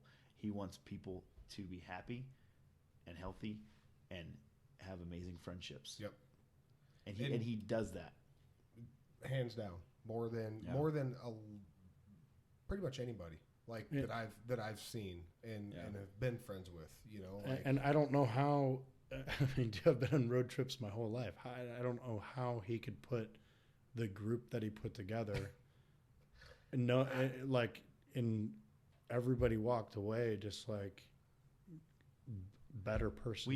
We literally all met up in a bar. There was a guy that worked at a bar here in Las Vegas that invited all of us because he'd been following the trip. He invited all of us to come to the bar and have a beer, and basically we all showed up there and we're hanging out. There were a couple people that flew out that weren't there, and then there were a couple like Sterling and his crew. They were just kind of chilling and decompressing a little bit. But everyone that was in town, other than like Sterling and Sherry and Mike, was at the bar. And tonight? No, the other night. Last night. Yeah, last night at the Hogs and Heifers bar or whatever. Yeah. And it's a great place. Awesome anyway, place. and it was interesting. I was standing next to Brian, and he was like, it says a lot about this crew when we've all been on the road together for this past week through pretty hellacious conditions that would make people get at each other's nerves and at their throats. And we're all hanging out together at this bar, and no one has any negative feelings towards anyone. Nope. Everyone is having a good time, laughing, joking, slapping backs, like goofing off. Yep. And like, just like that, we didn't just go through a pretty rigorous ride. It was to add to that, it's like I'm going to take it back to Barrett Jackson for 1 second. It's like I love cars. I just it's amazing. I don't have the money for them or anything, but like it's unreal seeing what we saw at that show, right? Well, I found I was standing with you and Rib, and like we were just all sitting there. We were hanging out with each other. Yeah. And talking and telling stories when we could have been walking around all over that show, seeing everything that was there. That wasn't basically we had freedom of movement to do anything we wanted. Yeah. But I didn't even care. I seriously had a better time. Like we would walk a little bit and be like, "Oh, that thing's so sick," but like I just kept finding us hanging out and just being indulged in like crazy stories and laughing our asses off the entire time we were there. Almost, it's like, dude, anywhere we go together, like I could see that. It didn't matter where we're at. And it was unbelievable being in that setting and scenario where, I mean, I called my dad and was just like, hey, Dad, I'm at Barrett Jackson. And he was just like, what? So, like, the only thing I even did is, like, I took photos of cars that, like, my dad would like, and I sent to him. And the rest of the time, all I did was tell stories with you guys, you know? And that's kind of like the same scenario of just going to this bar last night, and we just all were doing the same thing again. We're like, people probably were thrashed and beat, and like, hey, let's just go to our house and sleep, you know? We all hung out, you know, and it was great. Continued, yeah, man. And that's, you know, something you said to me day before yesterday or yesterday. I asked you if you were coming, you know, how long you're going to be at SHOT. I mean, for the record, you just had a baby. Like she's about 3.5 weeks old now. Yeah, so she's not much. She's weeks old. Like, you could even, you know, you go to the, how old's your baby? Oh, she's 75 months old. Like, you could break that down further into hours. Yeah. Like you said earlier, that to really drive that nail of how powerful this was, and everybody listening, if you're more interested in hearing about it, stand by, because you're going to see a lot, read a lot, and hear a lot more about what just went down the last 6 days.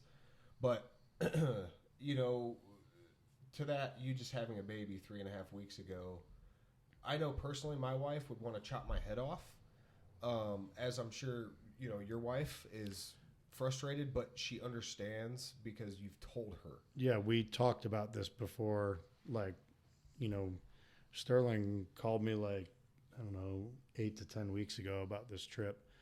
And I just told him, hey, I'm having a baby, and I might not be able to go, but I've already talked to my wife about it, and she's really stoked on everything. And then the more we talked about it, when it started to become a whole different thing, she's like, awesome. And, you know, it's just like, I'm always straightforward with her on that stuff. And I mean, man, when I called her the first time and started explaining like what was actually going on the trip, like I was just crying my eyes out talking to her, you know, and it's just, she just was like, and because like none of us knew this road we were going to be taking on and the ride we were going to be taking on whatsoever. Right.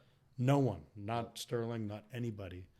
And, you know, as we kept going there and the days were just like, I mean, dude, after you go to a place like Giles Dobby Ranch, like, how can it get any better from there? Every freaking day it got 10 times better. Yeah. Even though the conditions were shittier. Yeah. Crazy. And, you know, and I think part of that is just like the camaraderie of the group. And I mean, I would love to tell the whole story someday. Yeah. And I think that will eventually come out, you know, but there's a lot to take in still, you know, like on the whole thing. And I want nothing more to get home. And, you know, it's also something I talked about with my wife. I've tried to come to SHOT Show for 3 years now, and I finally had the opportunity with this ride, but I was just like, we got into Vegas yesterday, and I could have flown right home, and I want to. But, you know, I was just like, hey, is it cool if I stay another day and a half or 2 days so I can make the first day of SHOT Show? And she's like, well, hell yeah. Why? And I'm like, what's another day? Look, what's another day? But look. And you're going to leave the day of the cry party. Chill, Winston. You know, you have no idea. I got the cry party. Morgan doesn't have 4 kids. I have 4 kids. My wife homeschools all of our kids. And we're talking hours here, bro. Hours. She has to put up with my bullshit. You know, it's like, seriously, we have a newborn. I need to get home. Great. Here, yeah, he rolls out you don't have 4 kids. If he had 2 kids, it'd be like, you don't have 2 kids. I got 1 kid, man. I know it's not the same as 4 kids. It's the cry party, bro. It's a cry party. It's the cry party. And what's the theme this year for the cry party anyway? 70s roller disco. There we go. Epic. Dude, camouflage suit.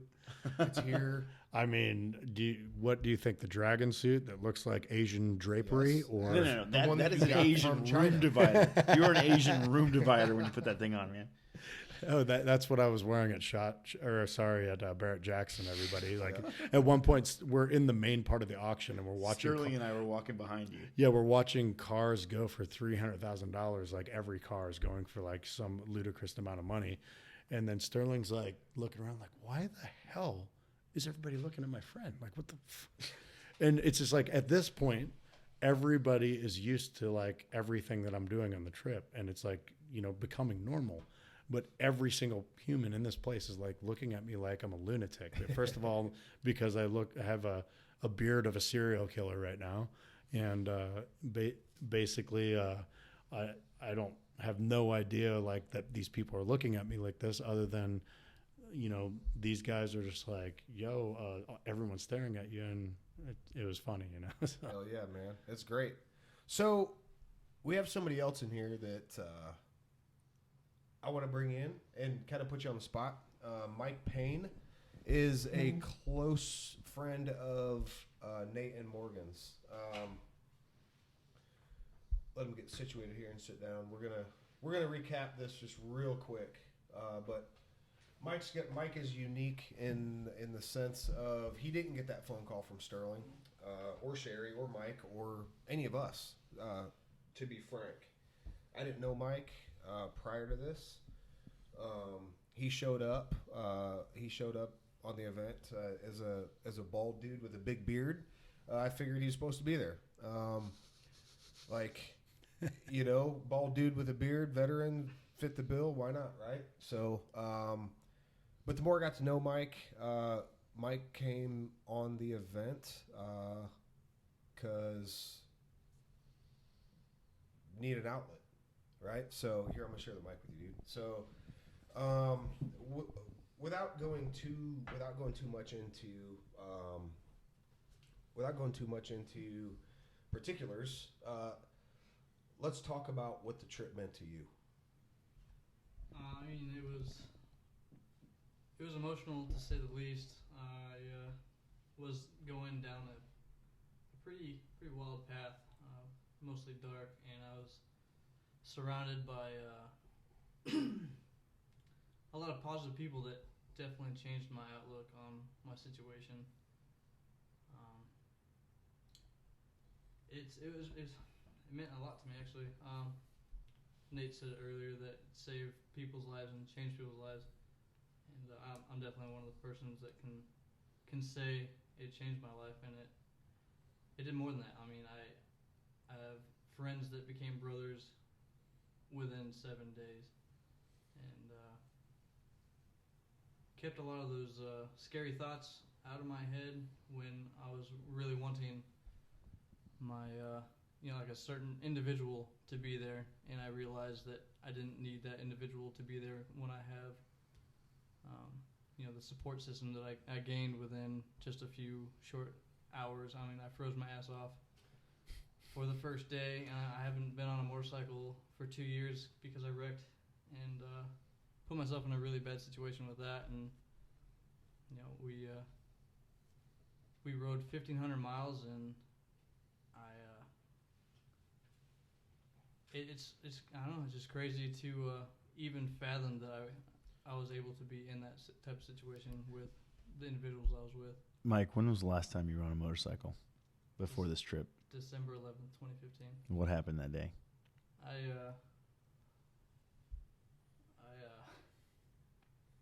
I wrecked on a motorcycle safety ride with my unit. I was stationed in Fort Bliss, and I tumbled 200 meters and had no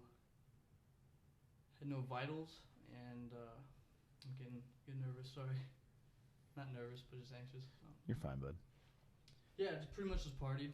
I woke up in the hospital and just was in a situation with a severe traumatic brain injury that I had to conquer it, and I stayed away from motorcycles because it made me freak out, and that was hard. I mean, I've been on bikes since I was 4 years old, so to get back on the saddle it definitely brought back a sense of pride that I kept for myself, and I opened up I opened up to each and every one that was on the ride and realized that, you know, my situation sucked that I'm going through right now, but everybody has a crappy situation that they work on and push through and become better individuals because of it. Yeah, I'd say you got back in the saddle. I mean, first time back on the bike, and you rode 1,400 miles. That's pretty epic. It was completely amazing. Like a little background on Mike. He's an unbelievable BMX rider, BMX pro, and he's got some insane video parts. So the kid kills it on two wheels, man. And it's, kid makes me proud every day. You know, him stepping on a motorcycle and taking it like a man, you know, with all the ups and downs that we had on this trip. And, it's, shed tears together, lived together, jumped out of planes together, right, Mike?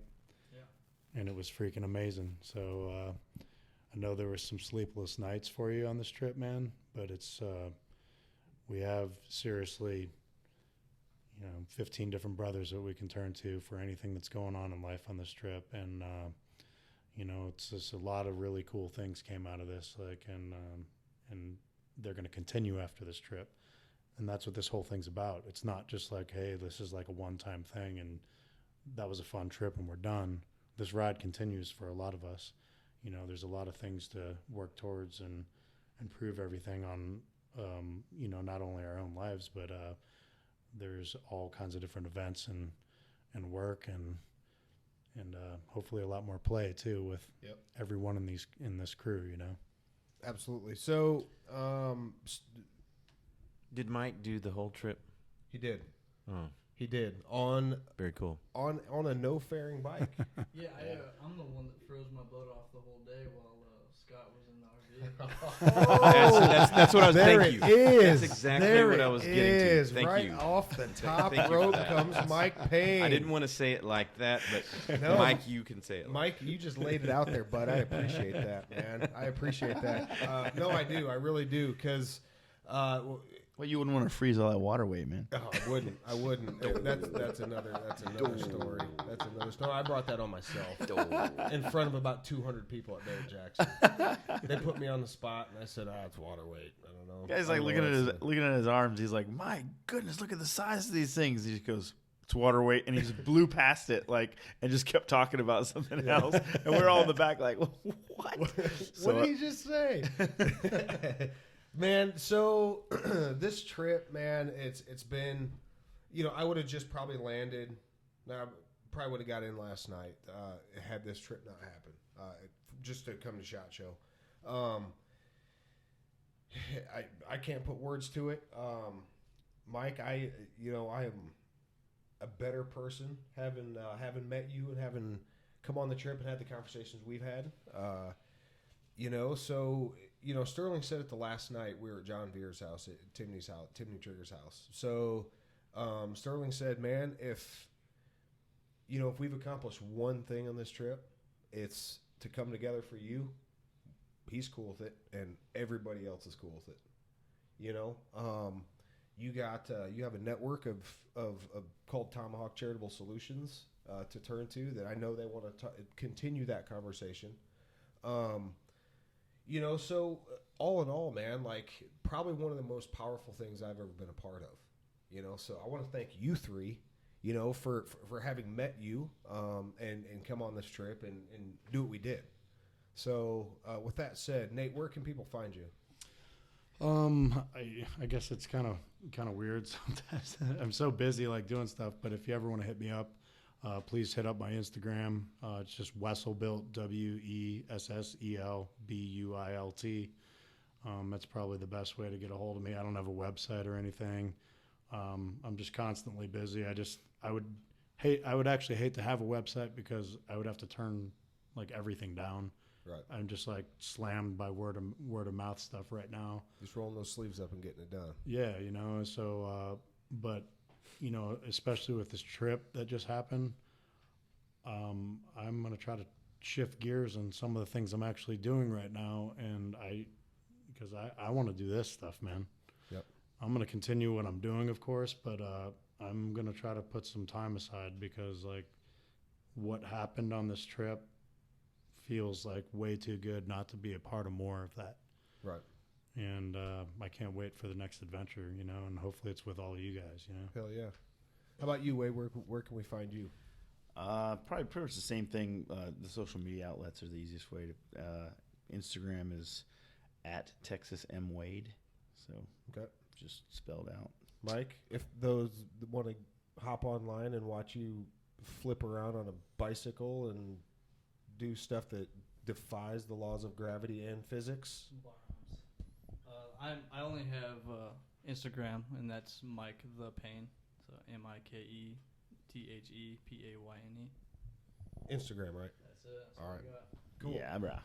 So stay tuned. We will be back with more Unsuppressed Gun Talk Radio. I know this episode was more about Destination Nowhere 2018, but it's a story that needs to be told and continue to be told. So we did it here first. So if you want to contribute to Tomahawk Charitable, you just go to tomahawk.charitable.org, and it'll point you to the directions that you need to donate. So head over and stay tuned to our channels, to Nate's channels, to Morgan's channels, and Mike's channels for more on the Destination Nowhere event.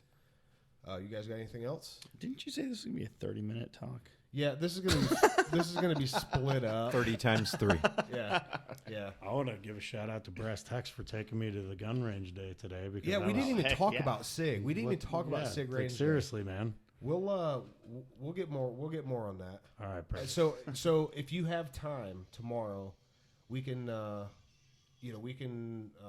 sit down and talk about your first day experience at SHOT and make it more gun centric, and we'll talk about SIG's Would range love day. that. Yes. Yeah, I want to know more about these ramps that you build. I want to know what's going on in that head that you can create these type of things. That's amazing. It's amazing. Well, I mean, you've kind of heard, or if you followed the trip at all, like you know the eccentric or weird shit that I was wearing every day. Well, that same kind of stuff goes on in my brain all of the time, and I just try to see how far outside the box I can take it. And you know, less is more sometimes, but you know how I originally looked at the whole thing was like there wasn't ramp progression forever. Like, and this is a long time ago, but there's always going to be riding progression, and you know. If you just had a normal quarter pipe, let's just take, for instance, a rider's going to learn on that daily what to do, but is going to kind of cap out a little bit. Plateau. But, you know, but you're still eventually going to learn these tricks no matter what.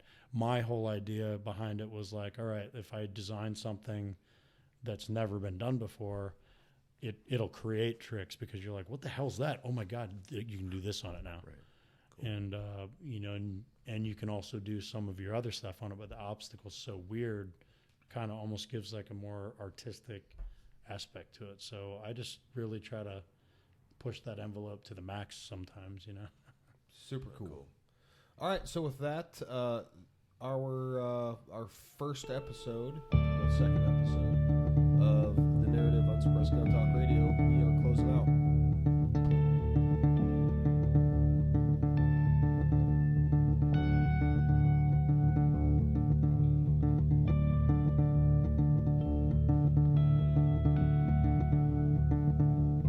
Oh, say, can you see by the dawn's early light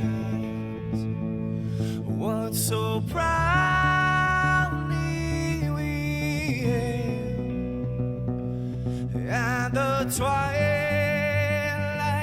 last gleaming, whose broad stripes and bright stars through the perilous fights, oh, the ramparts we watched were so gallant